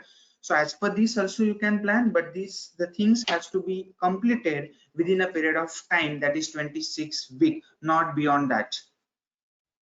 Even sixth semester also is telling the same thing, like 4 week of theory, 16 week of clinicals, 1 week of it is made mandatory to 1 week of holiday, and 2 weeks for examination and vacation for 3 weeks. This is how you can plan your sixth semester. Semester 5, this is another example which is being given that semester 5 how you can plan. For an example, theory and the skill lab is 80 plus 40 plus 40 and 80 plus 80 plus 80, almost 400 hours that we have. And clinical it is 400 that we have. And we have the 20 weeks in our hand, and the 20 weeks in that, then we can assign the 20 weeks for the clinical, 8 weeks for your theory. And this is how you can plan. You can put the full theory teaching block and the partial block as well. 1 to 2 weeks full teaching block, that means you will cover the 80 hours. 3 to 6 weeks partial with the clinical hours you can put. 120 hours will be completed as a clinical and 40 hours will be completed of theory. 7 to 10 weeks as you can put as a partial with the clinical, so that you can complete 120 clinical hour and 40 hours of theory. Then 11 to 12 weeks you can put as a full teaching block, so that you can complete your 80 hours of your theory and skill lab. Then 13 to 14 weeks you can put complete clinical block, so you can get your 80 hours completed in clinicals, and 19 to 20 weeks full teaching block you can put into, so that you can complete your theory 400 as clinical 400. This is just for example purpose. This slide is good. This is completely in your hand as the teacher wants to place their student, but the thing is, during this 26 period of time, their activities, competencies, and objective must be achieved. This is the example of the full timetable for 2 weeks I try to put into. For an example, your lecture college start by 8 to 9. So you can put Monday, Tuesday, Wednesday, Thursday, and Friday. And this is student self-learning activities. Certain time has to be assigned for them. You can put into the Saturday. Either you want to change, you can, those 5 are self-developed learning. You can put in between also. One of example I have shown in Tuesday, 2 to 3 time, and in Thursday again 2 to 3 time. So I'm trying to complete my 5 hours of self-development learning of student. Either you can put this in between also, in case like college function or something would be there, so you can put those those hours into the student self-development and learning. This is partial block. You can prepare the timetable like this, partial block. So you can keep it in morning clinical or evening clinical, however you want, or morning 2 days, 3 days, or evening 2 or 3 days. So however convenient you, as per your institute, and you can allot the clinical hours, and then theory accordingly you can place it in the timetable. Yeah, very agreed actually, ma'am. Then 8 a.m. to 1 p.m. clinical you can plan, and then after you can plan your theory hours as well. This is the example of how you can plan your theory. The morning you can have the clinical hours, and afternoon you can have the theory as well. This was just an example through which I tried to show you all the master rotation plan and timetable. So it is not necessary you have to follow the same master rotation, master timetable, the timetable, everything you have to follow same. It is not necessary. As per your creativity, as per your convenient, as per the flexibility of the institution, you can plan how you want it. So it is, don't take it, this is the one way we have to do it. There are multiple ways to plan the master timetable and the everything, master rotation and etc. So to conclude the session, the revised curriculum is quite fulfilling with good organization, applicability, practicability, and adaptability. It seems to reduce the burden and stress of the students and faculty. Appropriately, chosen content cover the advancing technology, current trends, and future prospect of the profession. Now the war is with you. Row it in the right direction to reach the right destination. Thank you. Thank you for organizing committee for providing the opportunity to present of this program structure and implementation for our nursing profession.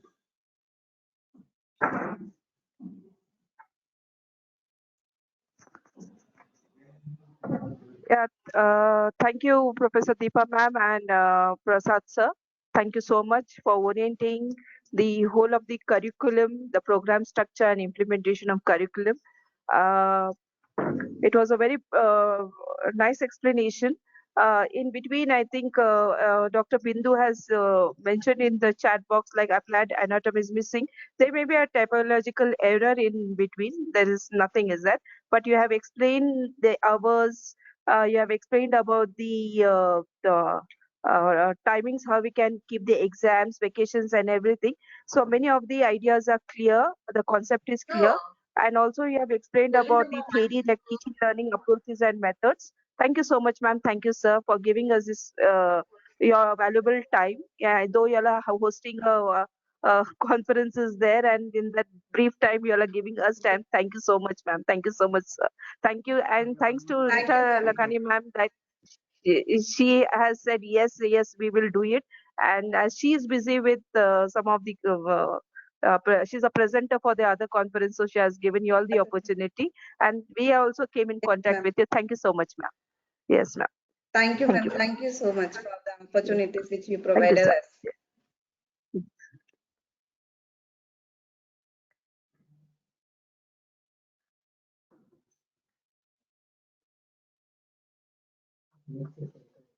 Okay, so as we have finished with the curriculum part, now we'll move on to the third session, overview of courses of mental health nursing.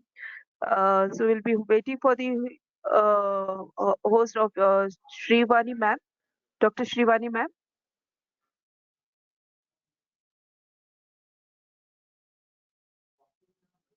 Yeah, ma'am. Yeah. Can I share the screen? Ma'am, 1 second.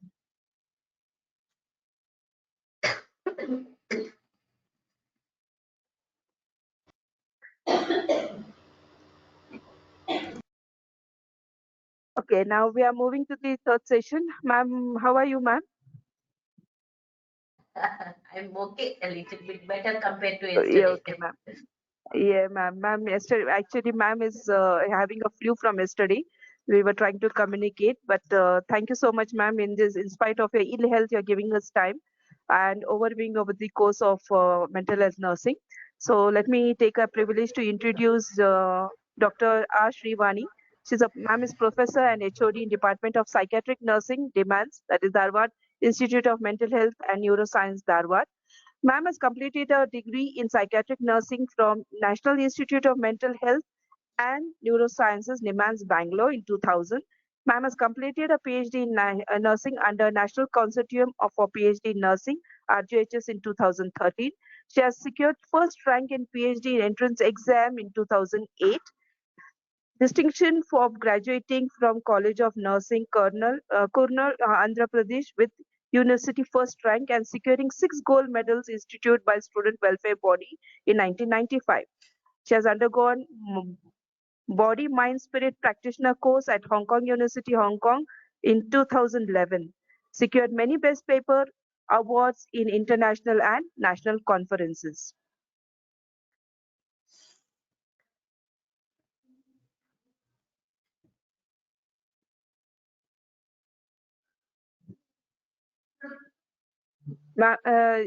Revised National Status Award for Education Excellence instituted by Global Achievers Foundation for Outstanding Individuals' Achievements and Distinguished Services to the Nation on 4th November on 2011 in New Delhi. Ma'am has received Florence Nightingale Award from President of India for outstanding performance in mental health nursing, nurse educator category by Minister of Health and Family Welfare, Government of India in 12th May 2015 at New Delhi. Ma'am has also received the Fellowship of Indian Society of Psychiatric Nurses Award from India Society of Psychiatric Nurses in 2018.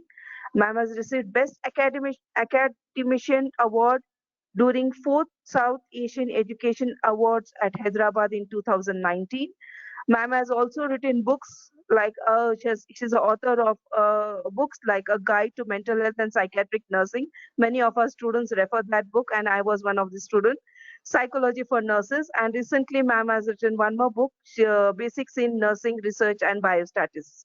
All are very concise and very much useful for the students. Ma'am is PhD guide for nursing students under RGHS. She has presented scientific papers in national and international conferences, involved in many sponsored research projects, and also she is a reviewer for national and international journals. Ma'am, I am briefing you, but there is much more to tell about you. Thank you so much, ma'am. In very short notice, you have said yes for this, and I share this screen to you, ma'am, so that you can share your PowerPoint. Thank you so much, ma'am. Yeah, thank you. Thank you very much for your introduction. I will share my screen now. Yes, 1 second, we are sharing.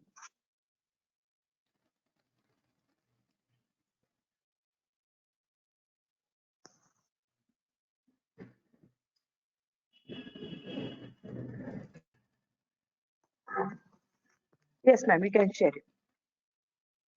Okay, 1 second.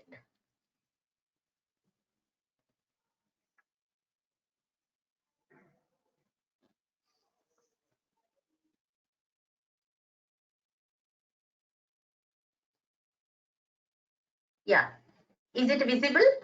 Can I go ahead? Yes, ma'am, it is visible.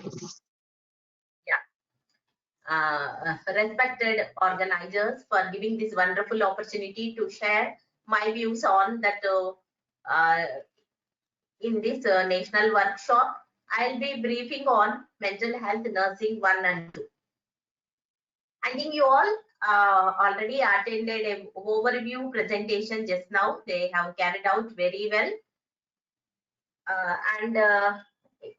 in a very clear way, that first semester, second semester, up to 8 semesters, how the syllabus is distributed, what are all the areas, the given importance, what is the theory and practical marks, then also the credit points, theory hours, practical hours, in detail the previous people are covered.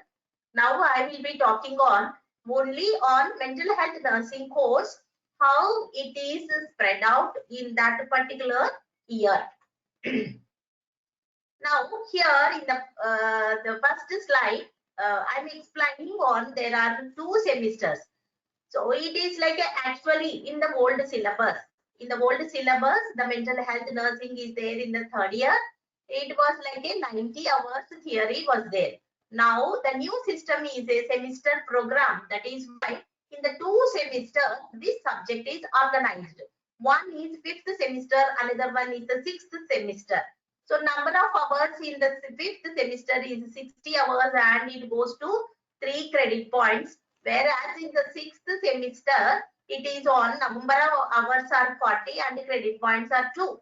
Number of practical hours in the 5th semester is 80 hours and the credit point is 1.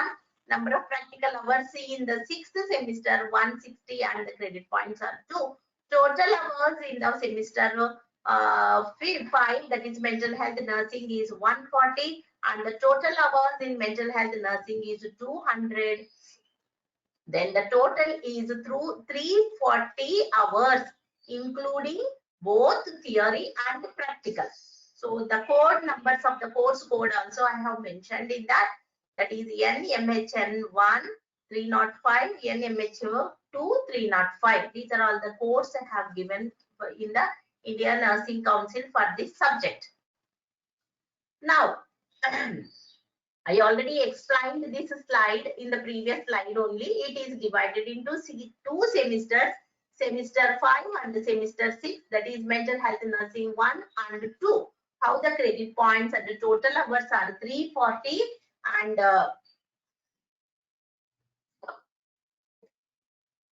total hours are 340. The practical, the theory hours are 100.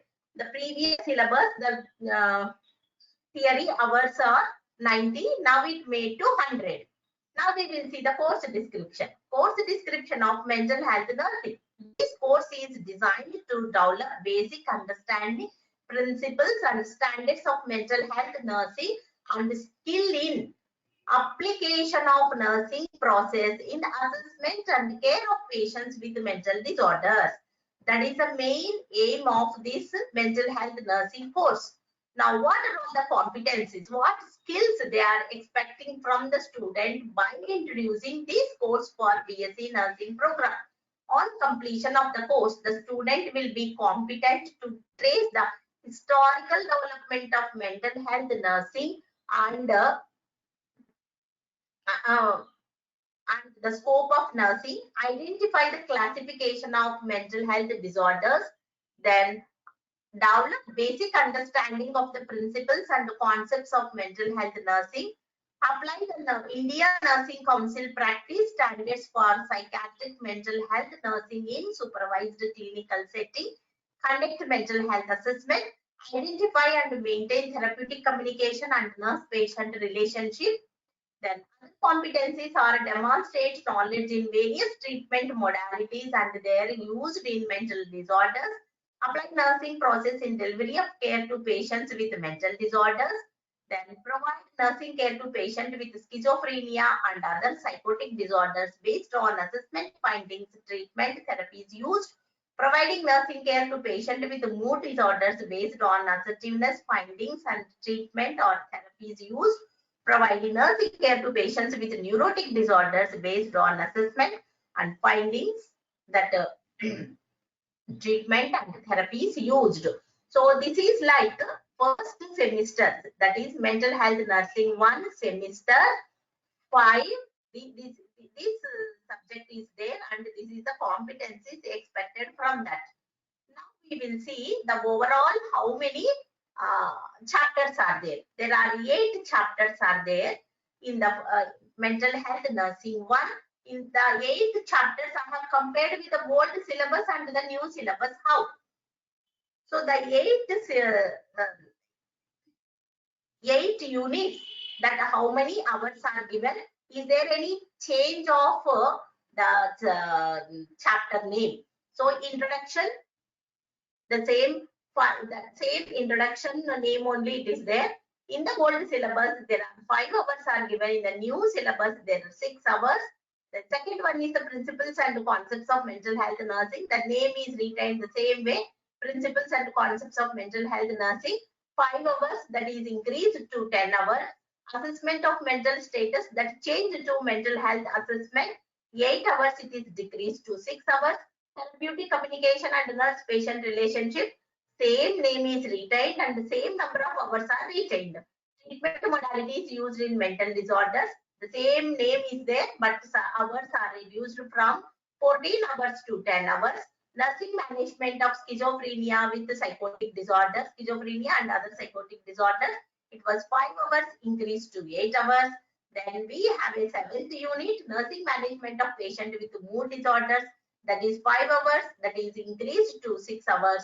Nursing, then a last one, 8th chapter, nursing management of patient with neurotic stress related and somatoform disorder, same name is retained, 8 hours also retained. So this is about the semester 5 mental health nursing 1, the overview of the 8 units and any change in their allocation of hours while teaching. Now we will see in detail description of any things are deleted or any topics are added. I already explained that the first unit is the introduction.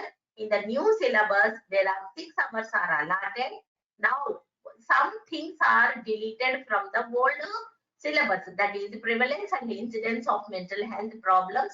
Those things are moved to respective units. For example, prevalence and incidence of schizophrenia is added in the schizophrenia topic.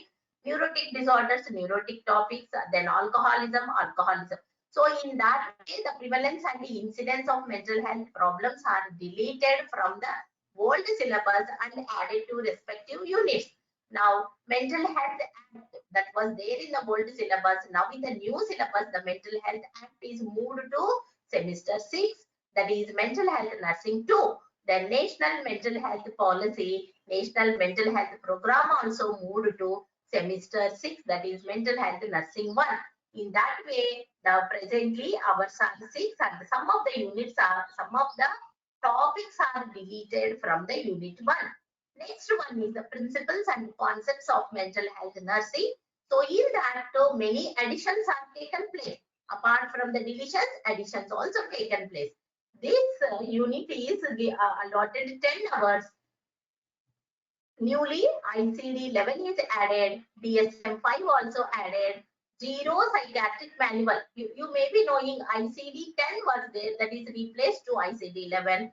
DSM 4 was there, it is replaced to DSM 5. 0 psychiatric manual. Indian Nursing Council practice standards for psychiatric nursing. This you have to see that there are the standards for psychiatric nursing already was there in the old syllabus. In the new syllabus, INC practice standards, those are very much relevant to the Indian context. Those things are added in this unit. And to say that I am one of the person to prepare Indian Nursing Council practice standards for psychiatric nursing, and it is available in the website. Then ethics and responsibilities also added. So these are all the additions: ICD 11, DSM 5, 0 psychiatric manual, then INC practice standards for psychiatric nursing, ethics and responsibilities. These are all the additions in the unit 2. Some of the things are deleted, that is maladaptive behavior of individual and group and stress. These topics are removed from the unit 2 and moved to unit 5. Now we will see the mental health assessment. Though as it is the same assessment things are there, no deletions and no additions in this unit. Now we will see the therapeutic communication and nurse-patient relationship. In this also only additions like barriers to communication, those topic is added. Otherwise, the content is same, that is the communication types, techniques, characteristics, and barrier. Then therapeutic nurse-patient relationship elements, Johari window, therapeutic impulses and its management. Same like that, unit 3 also, history taking, mental status examination, mini mental status examination, neurological examination, investigations, and psychological test. So this is about the content which is there in the unit 3 and 4, and not much additions and deletions. Now we will see treatment modalities and therapies used in mental disorder, that is physical therapies, electroconvulsive therapy, psychological therapy, psychosocial therapy, alternative and complementary therapies, considerations for special population. As it is in the old syllabus, things are there, but only thing is the treatment modalities are well organized under certain headings, so that the clearly the defining which treatment comes under what heading. Now, nursing management of patient with schizophrenia and other psychotic disorders, prevalence, classification, etiology, and nursing process. Then additional topic in this unit compared to old syllabus is prevalence and incidence of schizophrenia and other psychotic disorders. Now, nursing management for mood disorders, that is the unit 7.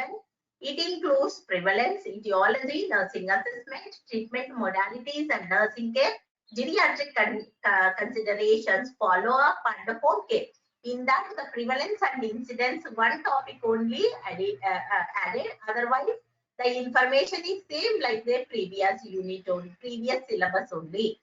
Next one is the last unit in the mental health nursing 1, part 1. So this includes nursing management of patient with neurotic, stress-related, and somatization disorder, the prevalence, classification, etiology, nursing assessment, treatment modalities and nursing care, geriatric consideration, follow-up, and home care. So the topics are as it is same in the old syllabus, except the prevalence and incidence are introduced.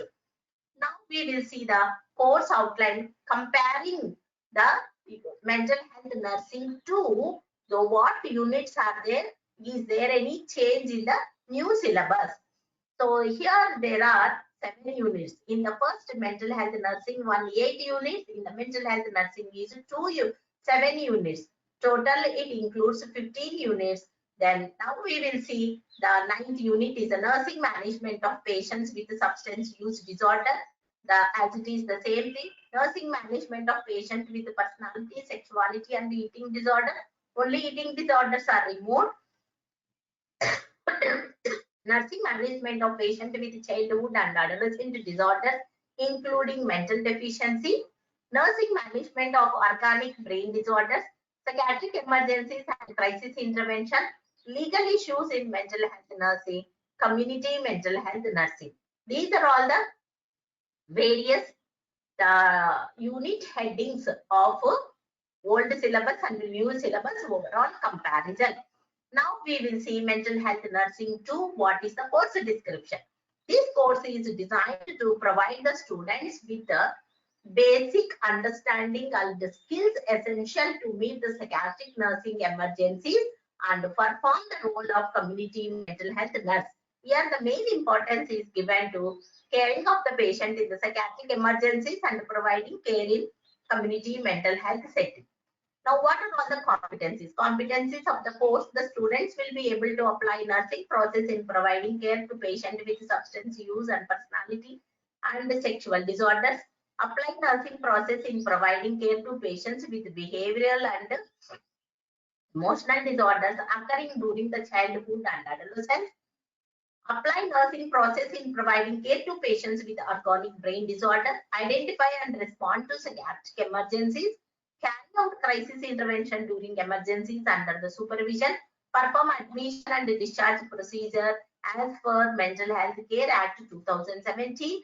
Explore the roles and responsibilities of community health nurse during community mental health services, delivering services in the community mental health.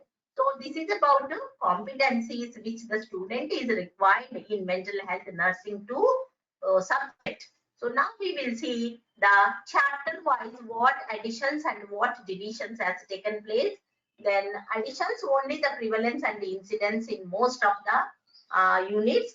Then unit 1, nursing management of patient with substance use disorder, prevalence, classification, etiology, nursing assessment, treatment, nursing management, special consideration for vulnerable population, follow-up home care and rehabilitation. So the same as it is there in the old syllabus, only the prevalence and incidence is added. Nursing management of patient with personality and sexual disorder, prevalence, classification, etiology, nursing assessment, treatment, nursing management, pediatric condition, follow-up for home care and rehabilitation. The next, nursing management of behavioral and emotional disorders occurring during the childhood and adolescence. The same topics only. Okay, specifies some additions are there.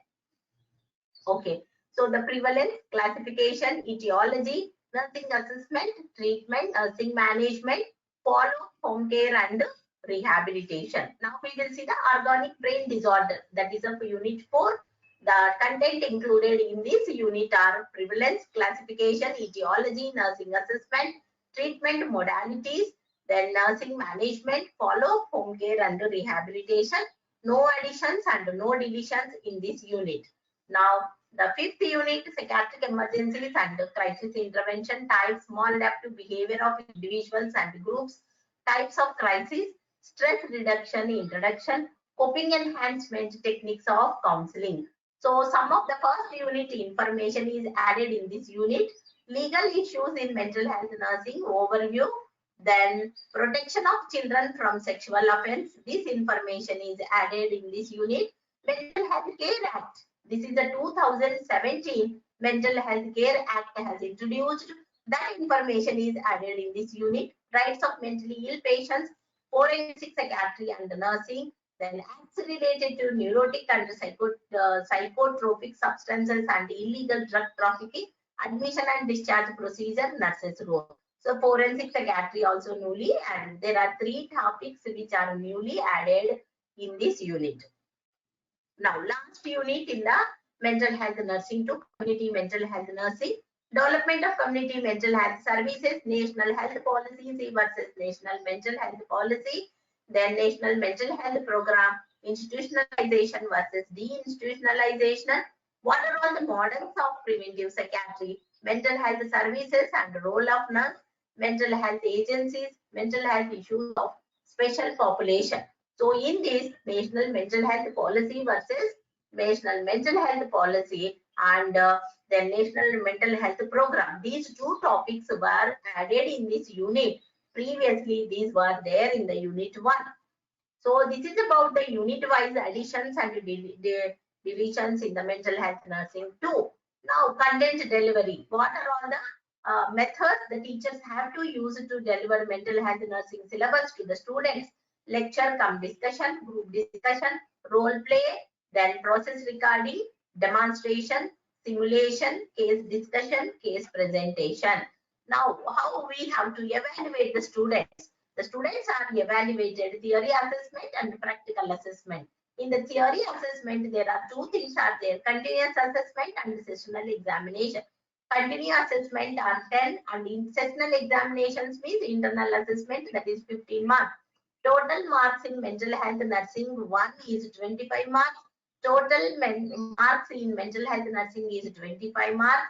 It is divided 25 plus 25, that is 50 divided by 2, then it comes 25 marks.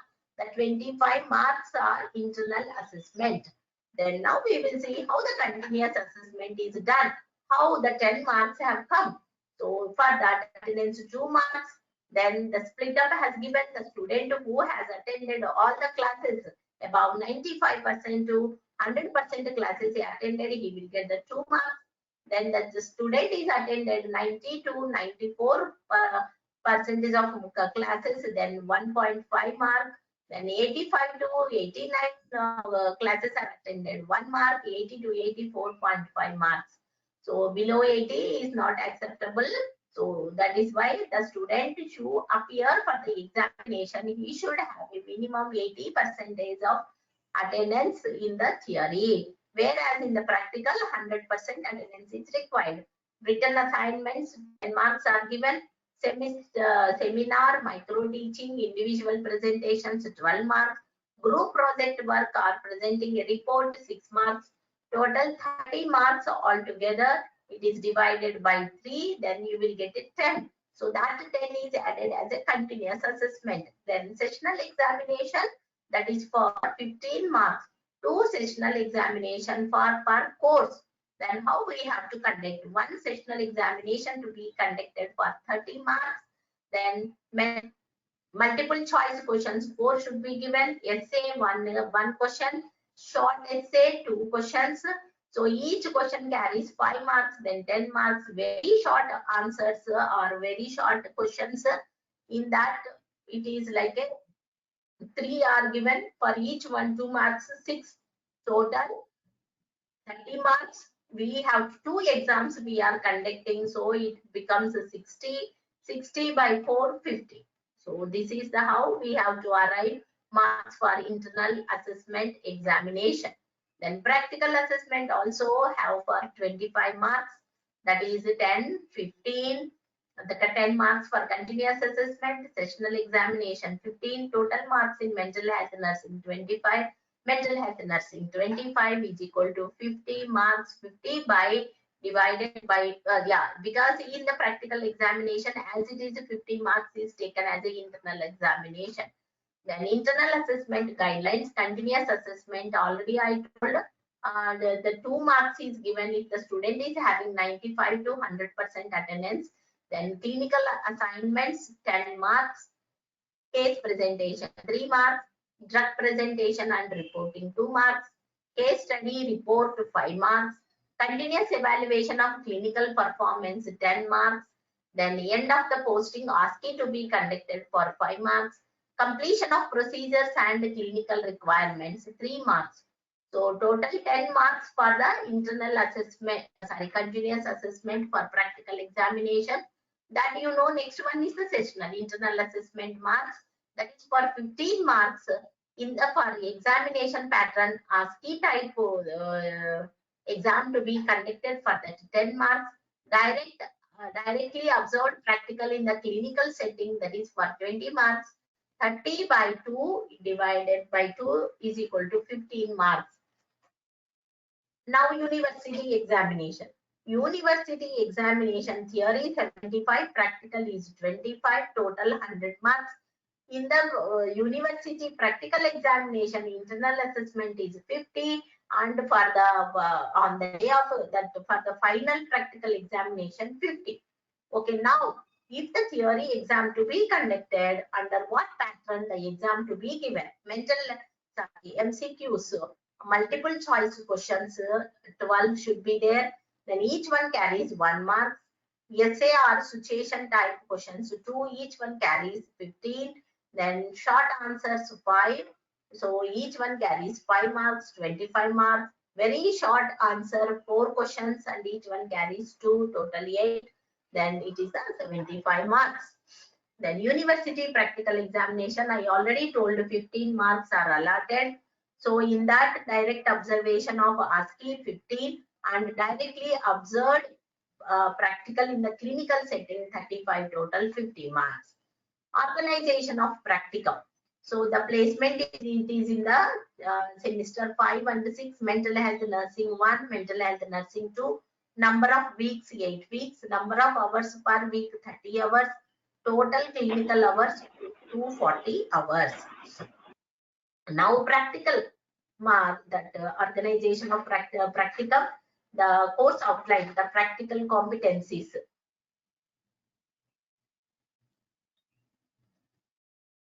On completion of the course, the student will be assess patients with mental health problems and disorders, then observe and assist in various treatment modalities or therapies, counsel and educate patients and families, perform individual and group psychoeducation, provide nursing care to patients with mental health problems or disorders, motivate patients in the community for early treatment and follow-up, observe the assessment and care of patient with substance abuse disorder and de-addiction center. So these are all the competencies expected from the students for the practicals. Then assessment methods in the clinical posting. The teacher can use rating scales, checklist, evaluation of health education, assessment of observation report, evaluation of case study, care plan, case presentation and process recording, then completion of activity record. So these are all the various guidelines the teachers can use to evaluate the students in the clinical area. Now, examples of a performer for evaluating the history collection in psychiatric nursing. If the student writes biodata of the patient 1 mark, chief compliance he writes 2 marks, history of present illness 5 marks, past history 2 marks, personal history 2 marks, pre-morbid personality 3 marks, physical examination 5 marks, total 20 marks for collecting history taking from the patient. This is only a sample the teachers can create by seeing these various forms of evaluation things so that they can evaluate the students better in the clinical area. This is a performer for evaluating the care plan in psychiatric nursing. So this is the just example. So biodata of the patient, chief compliance, history of present illness, past history, personal history, pre-morbid personality, physical examination, mental status examination, nursing assessment, objective data, subjective data, nursing diagnosis, short-term goals and long-term goals, plan of action with rational implementation, evaluation, health education, progress notes. So these are all the content should be there while evaluating the student on care plan submission. Now clinical posting. Where and all we have to post the student. IALC has given the guidelines in which wards, how many days the students to be posted. Psychiatric OPD 2 weeks and expected clinical requirements in that OPD history taking and mental status examination 2, health education 1, observational report of OPD. Child guidance clinic 1 week, case work 1, observation report of different therapies 1.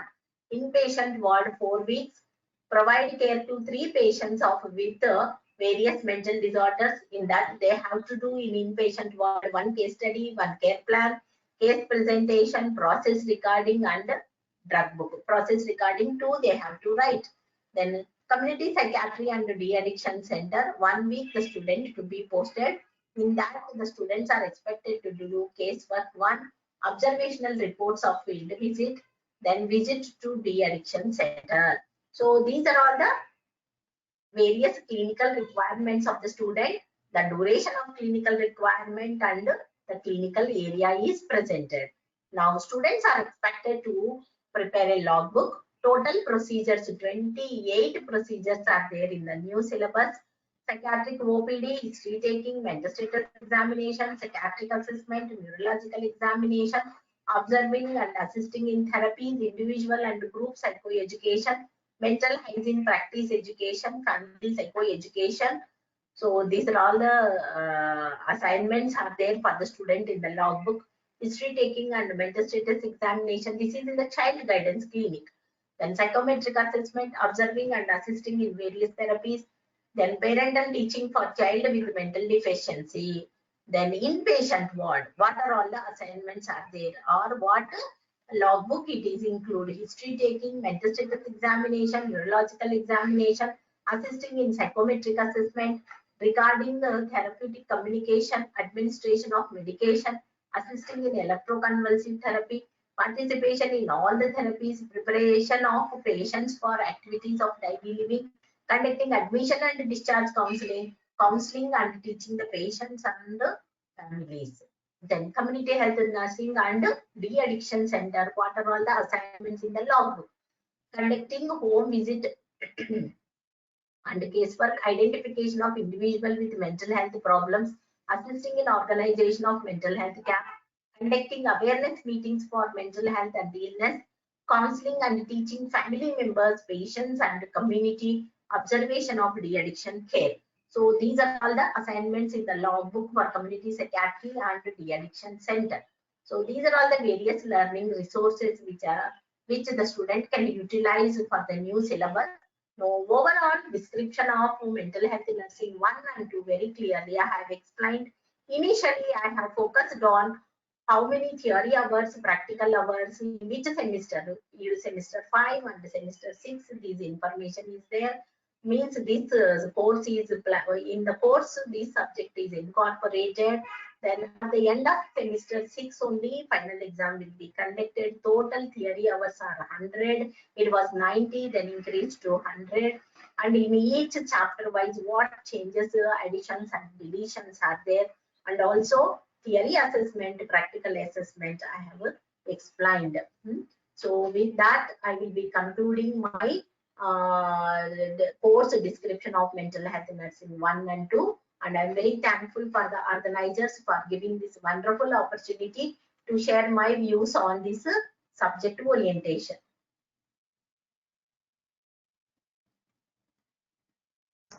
Yes, thank you so much, ma'am. Thank you, Shrivani, ma'am. Thank you so much for giving us the overview on mental health nursing subject.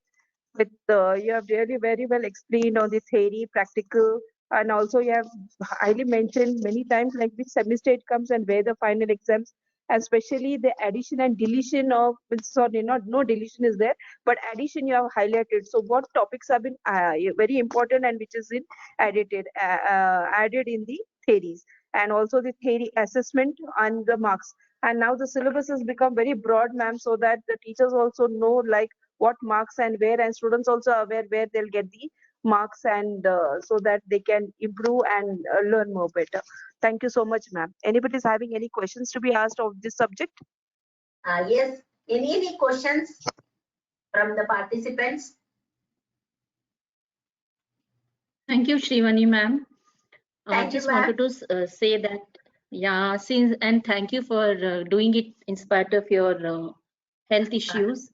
And okay. I apologize for that. But and you know what, like I was looking at your presentation and thinking this new requirements which have come up, no, mental health camps. See, we always participate in health camps, but mental health camps really need to be organized. Participation in substance abuse, and then I was telling the mental health nursing faculty that you develop a bank of scales, psychometric scales, standardized scales, yes. so that any department, any UG group wants to do any project, they have ready-made available with your department, because you don't have a lab like others.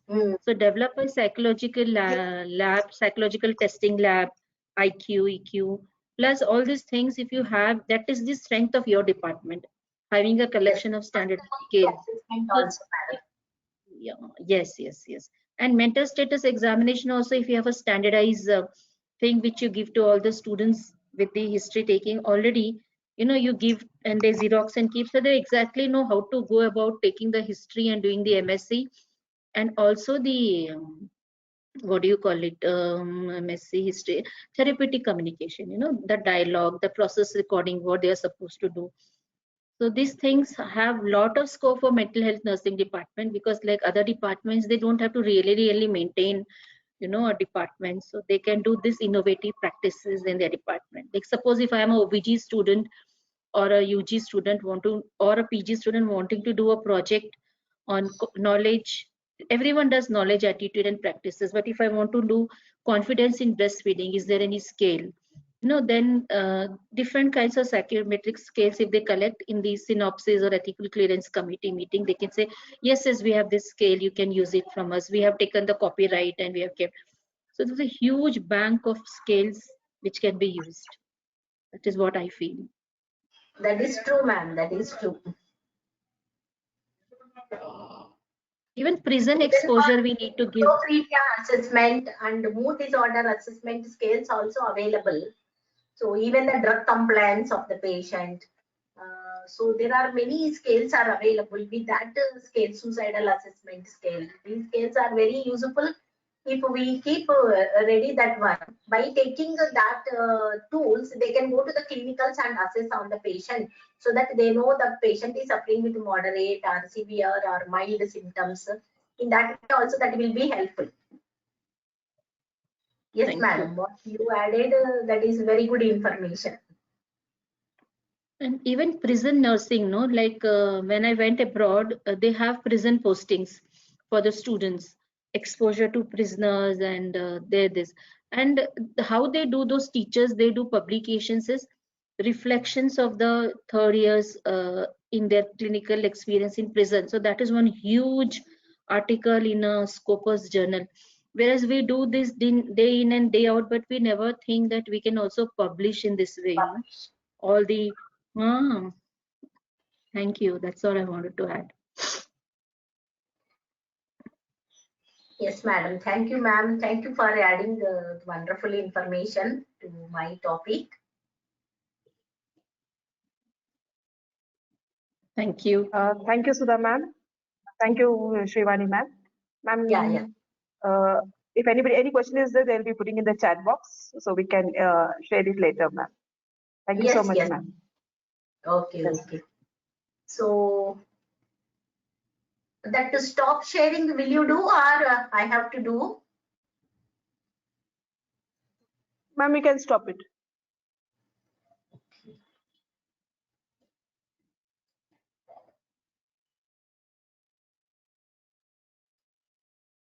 Okay. Now, after this, there will be a next session. So we will just bear with us for 2 minutes.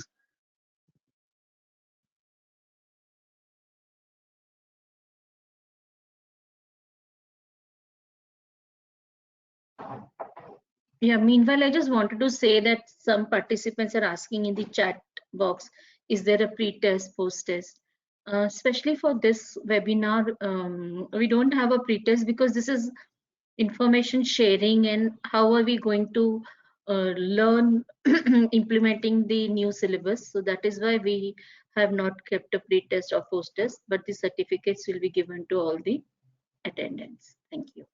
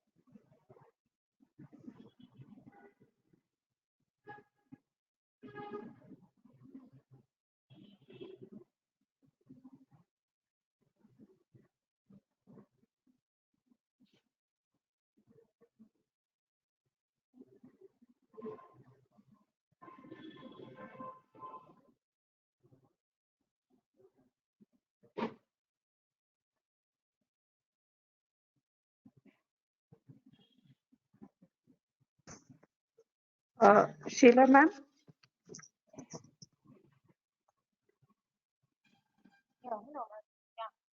Yeah. Yes, you're there. Yes, ma'am. Just a second, ma'am. We're just sharing. Sure. Yeah.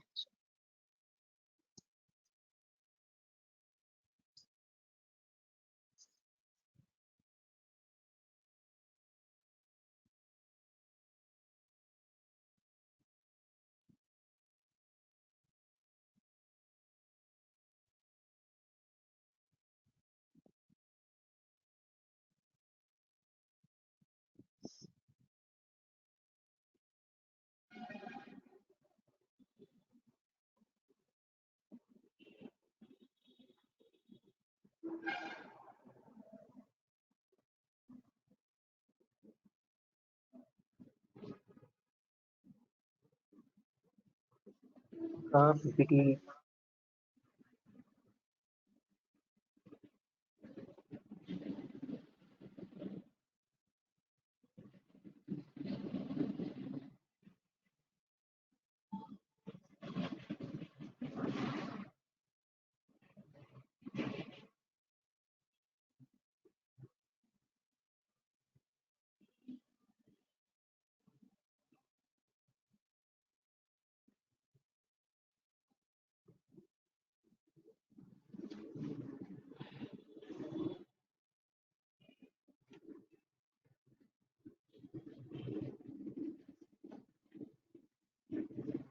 क्या हुआ Nirmala?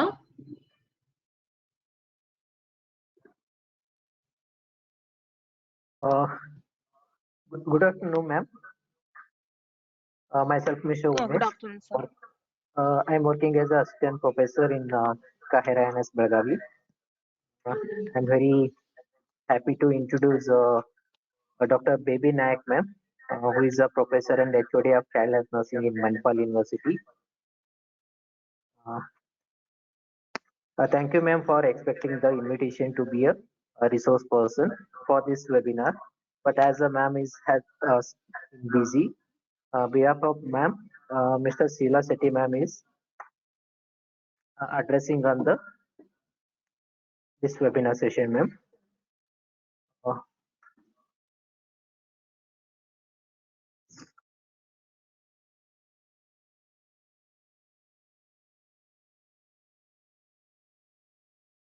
Mrs. Sheila Shetty ma'am is the Assistant Professor of Department of Child Health Nursing, the Manipal College of Nursing, Manipal Academy of Higher Education in Manipal. Ma'am has completed her UG from the College of Manipal College of Nursing in Manipal University, the year of 2000, and ma'am has also completed in PG in the Manipal University, year 2008, and currently ma'am is pursuing PhD in the area of child injury prevention, and ma'am is having a 19 years of teaching experience, and ma'am also has a examiner of various universities and research guide for the some PG students.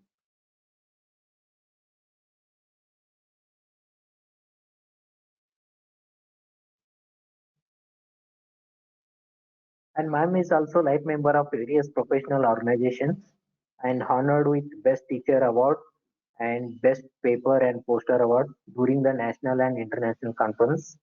And ma'am has also a total 15 publication in the national and international journal. Ma'am, thank you ma'am for being with us in this webinar. Just I will say the make you a presenter ma'am. You can share your slide. Thank you ma'am. Welcome, Dr. Sheila Shetty Sudha Reddy here. We are happy to have you here with us. Yeah, thank you, ma'am. Thank you for that good gesture. I am yet to be a doctor. I am just pursuing my PhD. Okay, PhD scholar. Yes.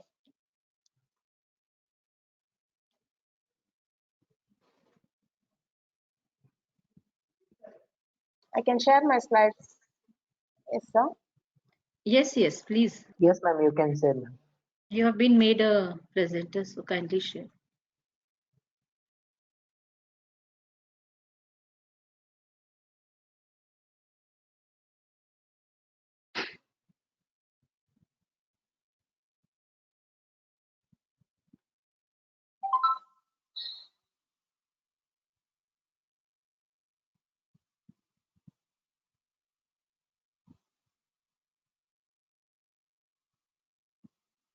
I'm not getting the option to share.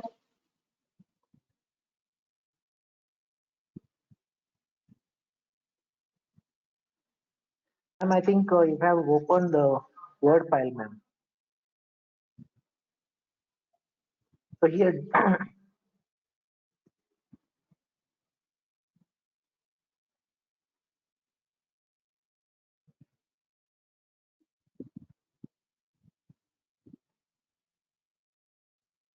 hello, ma'am.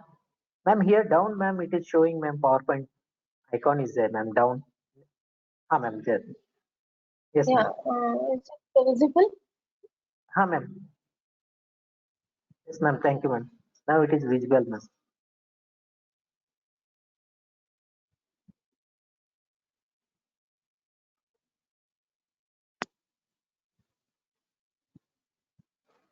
Yeah.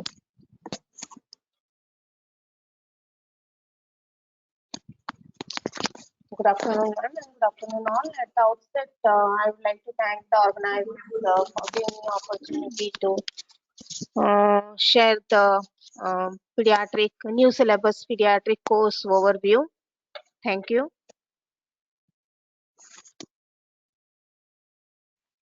Yeah, competency-based education is not a new terminology for us, of course.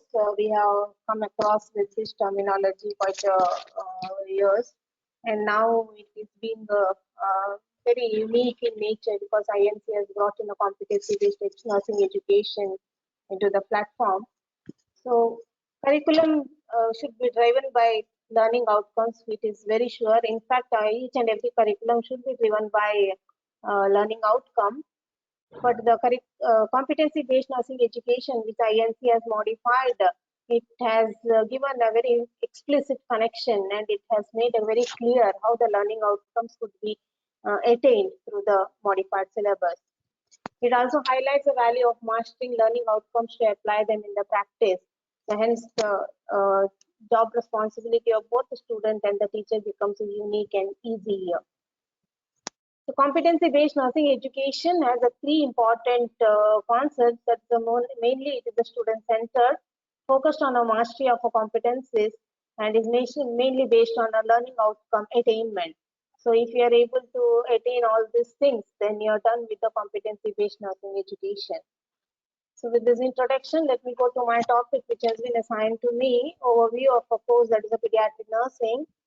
I'm very thankful to Madam Shriyani, who just completed the overview of mental health nursing. Except a course content, learning outcome, and the assignment part of a thing, rest of the things, that is the internal assessment plan, the examination pattern, etc., all those things goes hand in hand. So my job has become quite easier, and I don't think I should be repeating the whole thing again. So these are the major glimpses when it comes to the child health nursing new INC syllabus. It has been separated into child health nursing 1 and 2, which we can see in a semester 5 and semester 6 respectively. 4 of the mandatory modules have been prescribed in the semester 5 and credit-based hours, which includes both in a theory, clinical, as well as lab hours. And also a very specific skill lab hour has been mentioned, which is a very nice part of practical aspect which we can see. So as already mentioned, the child health nursing has been separated into two parts, that is child health nursing 1 and child health nursing 2, which you see in a semester 5 is child health nursing 1, with the 4 of important mandatory modules which the students are expected to complete. Essential newborn care, facility-based newborn care, IMNCI, and pediatric life support. These are the 4 of the important mandatory module which the students are required to complete, and which is a part of evaluation. And OSCE is the evaluation which has to be done, and this is evaluated. Semester 6 has a child health nursing 1, and there is no mandatory module prescribed as per the INC. So coming to the clinical and theory hours, with the subject code it is being given. So the table gives the theory credit hours plus the contact hours, the skill credit and contact hours, and the clinical credit and contact hours in comparison with the existing and the proposed one. So the CHN1, which is in a semester 5, has theory hours of 60 with the 3 credits. The specific skill lab has been mentioned in the semester 5 with the 40 hours with 1 credit, and the clinical hours of 160 hours with the 2 credits. That makes a total of 240 hours in the 260 hours in the first semester. Semester 6, that is 40 hours of a theory with the 2 credits, and there is no skill lab hours mentioned specifically, but a clinical hour of 80 hours with 1 credit has been specified. So that goes to a total of 100 hours of a theory in comparison with the existing of 90 hours what we have now. And the clinical hours, it shows a total of 240, only the clinical hours. But when we take the practical, that is the skill lab also into consideration, it comes to a total of 280 hours in comparison with the 270 present existing hours. The internship posting which comes in second semester 8, which is a combination of all the 5 clinical specialty areas. The child health nursing also is a part of the internship or integrated practice, which has 4 weeks of a clinical posting in comparison with the 3 weeks of existing posting. So this is the skill lab which has 40 hours, which is exclusively in semester 5. These are the very specific thing which has been mentioned as per the INC requirement. Mainly these are nothing but the mandatory modules, and a common way pediatric nursing procedures, which we'll be seeing it in the later part, which is for 10 hours. The neonatal related topics, because neonatal has two important modules, essential newborn care module and facility based newborn care module, which has to be completed during the skill lab, which is of course a self-learning module with certain videos, drills, and ASCII to be conducted to certify the students on completion of a mandatory module, which is for 20 hours. IMNCI is again a mandatory module which is for 5 years, and childhood emergencies, which includes the PALS, PLS, and NALS, which has to be completed with the ASCII, which is for 5 years. So that goes with the 40 hours of a skill lab. Coming to the clinical requirement, which is divided for 240 hours, and these 240 has been spread out for the CHN1 and CHN2 with a total of 8 weeks of a posting into 30 hours per week, which gives you a total of 240 hours. And this has been divided into child health nursing 1, that is a semester 5 weeks of a posting, and in the semester 6 we have 3 weeks of a posting. That's how it goes to 8 weeks. And when we look into the breakdown of the posting, the area of the posting where the students can be posted, there's a pediatric medical ward total of 3 weeks, 2 plus 1, there's a SEN 5 and SEN 6. Surgical ward, the same thing, 3, 2 plus 1. OPD and immunization area posting is specifically given where the students are expected to do the health assessment of our children and complete the immunization, which is in a semester 5, 1 week of a posting. And NICU, that's a neonatal intensive care unit, the posting is in semester 6, 1 week of a posting. So that goes to a total of 8 weeks of a posting, completing a 240 hours of a clinical hours. So let me go to the course description, course content and description of the course. This course is designed for developing an understanding of the modern approach to child care, identification, prevention, and nursing management of common health problems of neonates and children. So specific competencies which are being described are as follows. Develop understand at the end of the semester 4, child health nursing 1, the students are expected to develop understanding of the history and modern concept of child health, explore the National Child Health Welfare Services national programs and legislations of National Health Policy 2017, describe the role of preventive pediatrics and perform preventive measures and accidents, participate in NIP Universal Immunization Program, identify the developmental needs of children and provide a parental guidance. Demonstrate competencies in newborn assessment, planning and implementation, and care to the normal and high risk newborn, including neonatal resuscitation. Apply the principles and strategies of IMNCI. Apply the knowledge of pathophysiology and provide nursing care to children, which includes the respiratory system disorders, specifically in the semester 5. And identify and meet the childhood emergencies, then perform child CPR.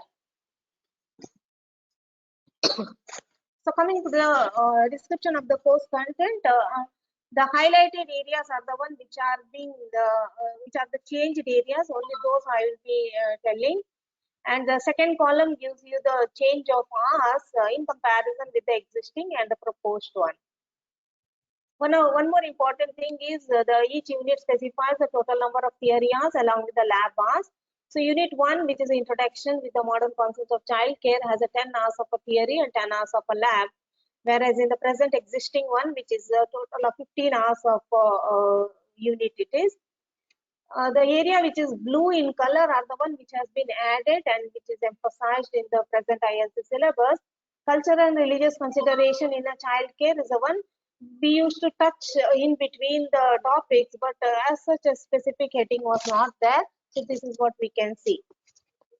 The area which is emphasized in red one is the topics which are being shifted from some other unit. So unit 2 in the present existing syllabus has this topic, that is a preventive pediatrics, which includes immunization, cold chain, care of under 5 and under 5 clinic, and preventive measures towards accidents. All those things are shifted to the unit 1, and hence the hours also have been increased. The rest of the things remain the same. Communication techniques for the children, this as a part of nursing care of children, we used to touch it, but there has such a heading was not there, and this is the one which has been put in the syllabus under unit 1. So Child health nursing procedures. This is a part of a skill lab which we saw in the just a previous slide, which is for a 10 hours. And these are the very specific nursing, child health nursing procedures which has been specified. Administration of medication, which include the oral, IM and IV, calculation of fluid requirement, application of restraints, which is the essential procedure which is to be completed, and the students need to do the redemonstration and certify. Assessment of a pain in the children was a part of a surgical condition which we were seeing, but this has been very specifically put in the unit 1, and the scales which can be used also has been specified. Unit 2 is the healthy child, that is the growth and development assessment part, what we do in unit 2. The existing present INC syllabus gives you 12 hours of a theory. The existing is a 20. The reason is because some of the course in the preventive pediatrics has been moved to the unit 1. The growth and developmental theories, sorry, were not specified in the present syllabus, but we used to cover it in the present INC syllabus. This has been specified with the authors on what the topics will be covered. Unit 3 is on a neonatal nursing care of a neonate. Theory hours are 15 and 20 lab hours has been specified.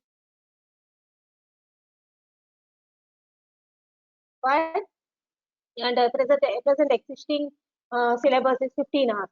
The reason why the 20 hours of a lab is given is that there are 2 mandatory modules which has to be completed, essential newborn care model and FENC model, and with the OSCE completion in the skill lab. So that's the reason why the 20 hours of a lab has been specified here.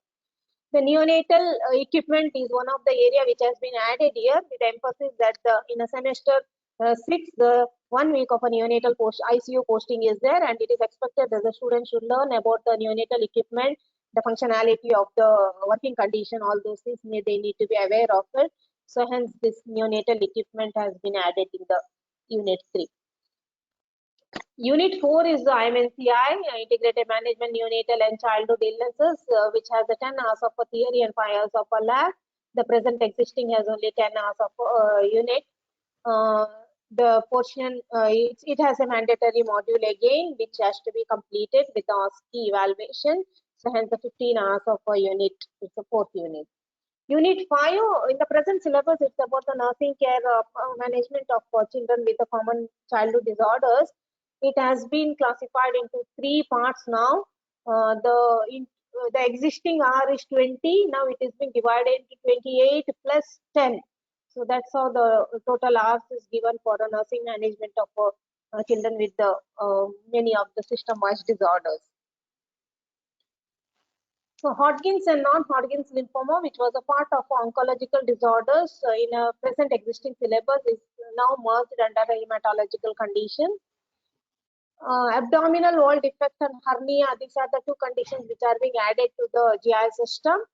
Protein energy malnutrition is a condition which is specifically added to GI system, but it was a part of a nutritional deficiency disorder in the present existing syllabus. So because under 5 children are very much prone with the PEM condition, so this has been added specifically under GI system. Rest of the conditions remains the same in all other systems. Unit 6 under the semester 5 is about the childhood emergencies.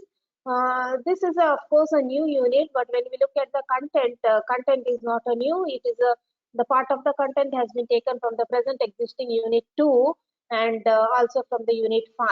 So unit 5, which deals with the pediatric childhood emergencies, has been taken here, and unit 2 has accident causes and prevention, which we used to discuss in under the child growth and development. It has been moved here, hence this has become a new unit, even though the topics are the old one.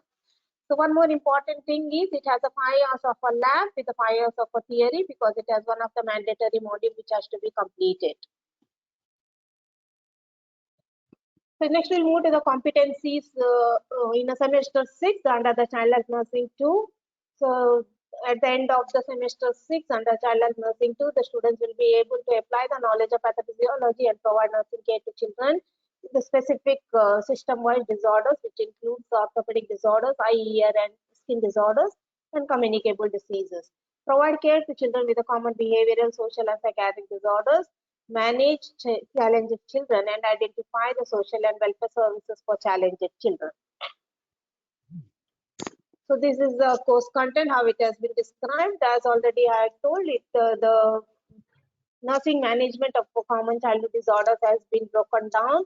So this is the unit 7 under the semester 6, which has a 10 hours of a theory given. Orthopedic conditions, the disorders of eye, ear, skin remains almost the same. Only thing which was additional is dengue fever, which is the one which is added now. Smallpox has been taken away. As per our college discussion, because of COVID, we see suffering a lot with the COVID-19 is also a condition which has been added under the communicable diseases in children. Unit 8 is the last unit under semester 6, child health nursing 2. No change at all in relation to the clinical, in relation to the arms as well as the topics to be covered. This is the same as what we have in existing syllabus as well. Management of behavior and social problems in children, 10 hours of theory, and the topics remains almost the same. Coming to the competencies for practicum, it's at the end of the child health nursing 1 and 2, the students will be able to perform assessment of children, which includes the health, developmental, and anthropometric assessment. Provide nursing care to children with the various medical disorders. Provide pre and post-operative care to children with the common pediatric surgical conditions or malformations, and perform immunization as per the national immunization schedule. Students will also be able to provide nursing care to critically ill children, give health education and nutritional education to parents, and counsel parents according to identified counseling needs of the parents and children.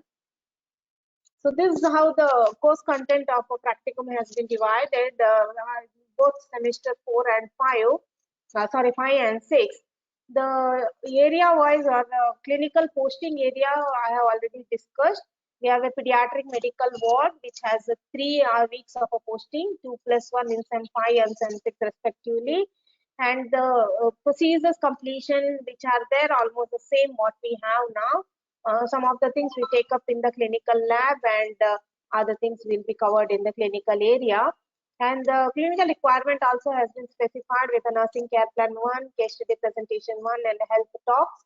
And all those are very, very specific things which are being mentioned in the INC syllabus. Pediatric surgical ward posting, again a 3 weeks, 2+1 in SEM 5 and SEM 6. And again, these are the very much pre and post-operative care type of procedures, which includes ostomy care, feeding the children, and the catheterization, drainage, all the such procedures which usually we see in the surgical area. And the clinical requirement which are being specified here, the nursing care plan and the case study presentation 1. Pediatric OPD and immunization room posting. This is a 1 week posting which you see in a semester 5, and the main emphasis here is on the health assessment of our children, which includes the developmental, anthropometric, and the nutritional assessment, and also immunization coverage and health and nutritional education to the parents as well as the children. NICU and PICU posting, which is 1 week posting, which we see in the semester 6, where the main emphasis is for providing the nursing care to the critically ill children, and here the procedures or the competencies which is expected from the students are quite a little higher level, where you can look into care of a baby in an incubator warmer in NICU, care of a child on a ventilator, CPAP, endotracheal suctioning, chest physiotherapy, TPN, phototherapy, monitoring of babies, recording, reporting in NICU and PICU, and CPR. So these are some of the higher level things which the students are expected to learn in the semester 6. And the specific clinical requirement has been specified, newborn assessment which need to be completed here. Skill lab posting, which is specified in the semester 5, the 40 hours of a posting with the 1 credit, with a clinical, with a lab facility which has a mannequins and the simulators, where the students can complete the procedures like PALS, NALS, PLS, CPAP, ET, suctioning. All those are the procedures which are need to be completed. Apart from that, these are the other procedures with the INC syllabus specifically mentioned during the skill lab posting to be completed in the 10 hours, 20 hours, and 5 hours, and 5 hours with the completion of a mandatory modules as well. Internship posting, that is the integrated practice, part of integrated practice is a semester 8 and 4 weeks of a posting. Presently existing, it's a 3 weeks. And this is how the 4 weeks of a posting has been divided. Pediatric medical ward or ICU setup, 1 week. Surgical ward or ICU, 1 week. And an ICU posting 2 weeks, because by the time when the student reaches the 8th semester, they might have completed their semester. The previous semester posting of OPG also might have completed, so they have quite a good hands-on experience with an ICU, both from the pediatric side as well as OPG side. So that's the reason why the NICU 2 weeks of posting is emphasized. So this part has been already done. So I'll just quickly brush upon the internal assessment plan and the distribution of our marks.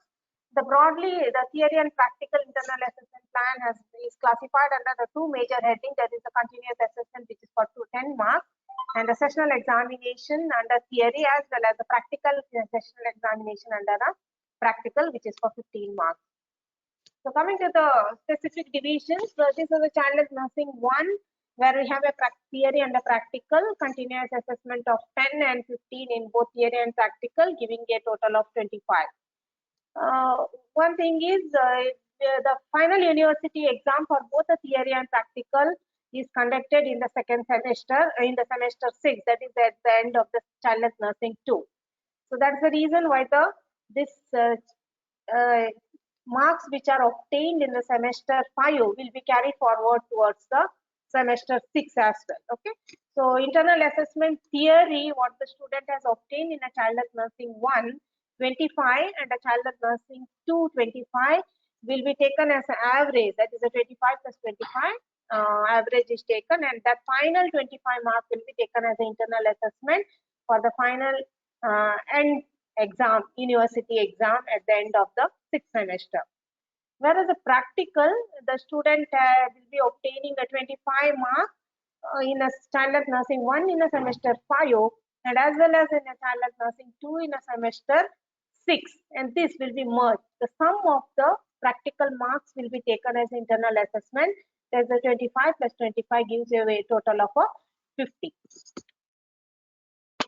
So there's a internship semester 8 where the child health nursing is one of the clinical specialty out of the 5, and continuous performance evaluation of 10 marks, and OSCE and semester OSCE which is completed, which is for 10 marks. So that gives a total of 20 from each specialty. So 20 into 5, it becomes 100 marks for a integrated practice internship posting marks. So internal assessment guideline, this also madam has covered. So this is how the scenario for marks distribution for a continuous assessment, both theory as well as the practical. Yeah, the continuous assessment 10 marks is distributed like attendance 2 marks, written assignment of 2 in number 10 marks, seminar, micro teaching, individual presentation, either of the things can be given, which has a mark of 12, and a group project or a report has a mark of 6. So you get a total of 30 marks. So 30 by 3, it comes to 10. So because the semester 5 has the 4 mandatory module, and any semester or any course describes the mandatory module that need to be considered under the continuous assessment. So whatever the student has obtained the mark out of 10, that will be added to that 30. So that is a 30 plus 10, 40, and now you have to divide out of 4, you get a mark again out of 10. So that is how the continuous assessment 10 marks is obtained. Whereas the sessional exam pattern, there are 2 sessional exams with the pattern of exam described here. MCQs, essays, short answers and very short answers. And each of the exam is for 30 marks. So you will have a 60 marks, and divided by 4 gives you 15 marks, and that's the sessional exam 15 marks, and that's how you get the internal assessment of 10 plus 15. This is a practical, again continuous assessment of 10 marks and the sessional exam of 15 marks again. And the mark distribution, again, attendance 2 mark, clinical assignments, in the bracket, it is specified. The IMC has very clearly specified what are the things can be included as a clinical assignment. This is again, it's very discrete to the specialty area. For example, we deal with the child health nursing. When it comes to the clinical assignment, we take up a growth and development assessment of a children as one of the assignment over there. Clinical case study presentation, case study is one of the thing what we can give. So this is again very subject specific what you can decide. So clinical assignment as a 10 marks, continuous evaluation of a clinical performance of a student 10 marks, end of a posting OSCE 5 marks, completion of a procedure and the clinical requirement, that is a log book which has almost 45 procedures which need to be completed in both the semesters. So that has a total of 3 marks, and that gives you a total of 30 by 3, 10 marks of a continuous assessment.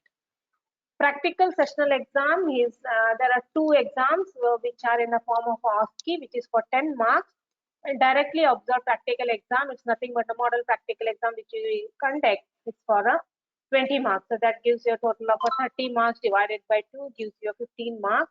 So that's how the 10 and 15 marks is taken as the internal assessment for a practical. Scheme of examination, this already I explained. Theory exam, the internal assessment is taken average, whereas the practical exam, we do the sum of the semester 5 and semester 6 practical marks. So hence the theory exam, internal assessment is 25, whereas the university exam is 75, 3 hours, and total of 100 marks. Whereas the practical, we have an internal assessment obtained from a SEM 5 and SEM 6, total 50. And we give a end semester practical exam, university exam for 50, and that goes again total of 100 marks. So this is a scheme of a university exam, theory 75 marks, and that's a breakdown of questions, how it can be given. It's almost the same what madam has explained in mental health nursing as well. They have a MCQ 12, essay or situation type of questions, which is of 2.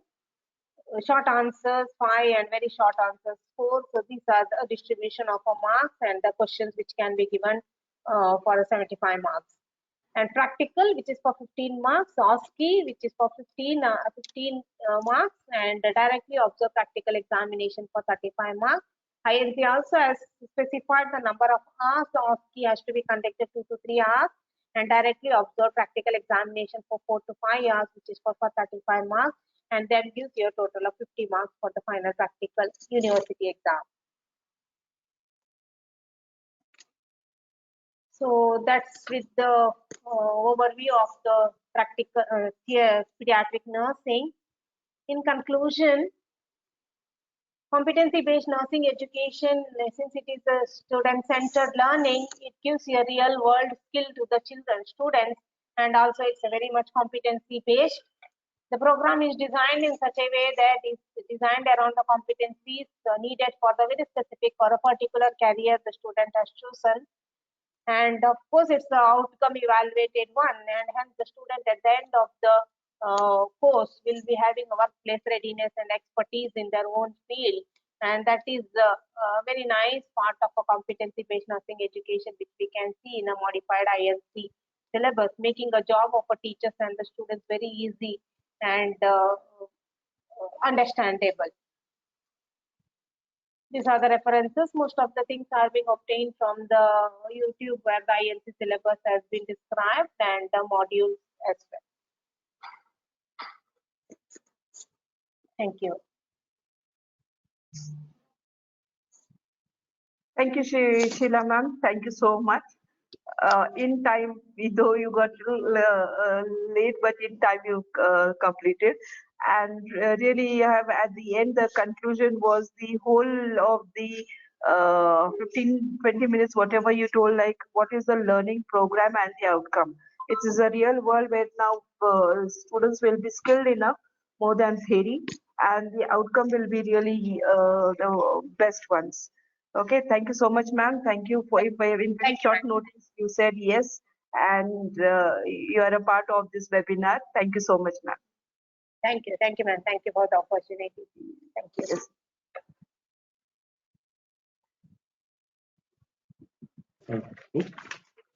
Thank you, Sheila Shetty ma'am, for that elaborate discussion on child health nursing. And really, I agree with you that there's a lot of scope for simulation labs, in labs now, hands-on skills before they enter the. So, Yeah, thank you, madam. thank you so much for sharing. Yeah, we in Manipal already we have a skill lab posting, even though it is not mentioned in the present syllabus. We do have a 40 hours of a clinical lab posting we give before the students are sent to the actual clinical posting. And OSCE is conducted on the 5th day, that is mostly on Friday. After all the procedures are being taken, demo and re-demo is done.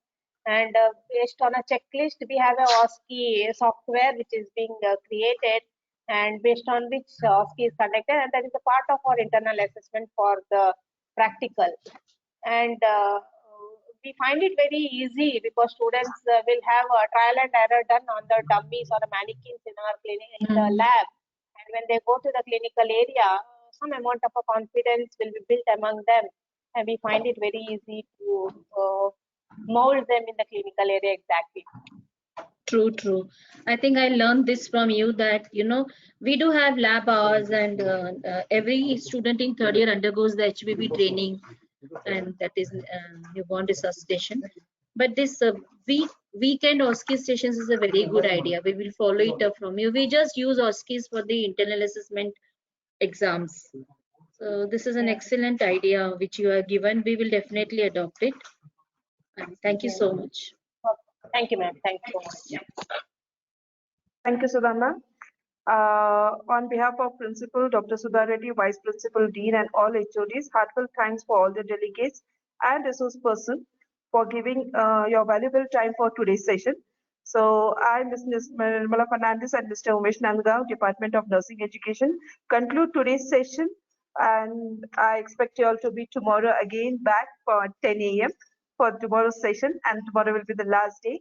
And at the last session, tomorrow's session, I'll just read out as we are continuing with the course review with Dr. Leena Casey from Edopoya on community health nursing, Dr. Raman Kalia on nursing foundation, and Dr. Larissa Martha Sams on adult health nursing, Dr. Manju Chugani ma'am on OBG nursing. And lastly, Mr. Gavi Salimat, Assistant COE of Kahir Belgavi, will give assessment guidelines on grading performance on university exam and internal assessment guidelines. So during that last session, we'll be giving you all the feedback form, and later you all will be getting the certificates. So see you all tomorrow. The login session will be tomorrow at 9:45. Thank you so much. Thank you so much, ma'am. Thank you. Thank you, Nirmala and Umesh, for hosting it. And thank you all the participants and the resource persons for today. We really appreciate your presence today. Thank you so much. See you all tomorrow. Bye-bye.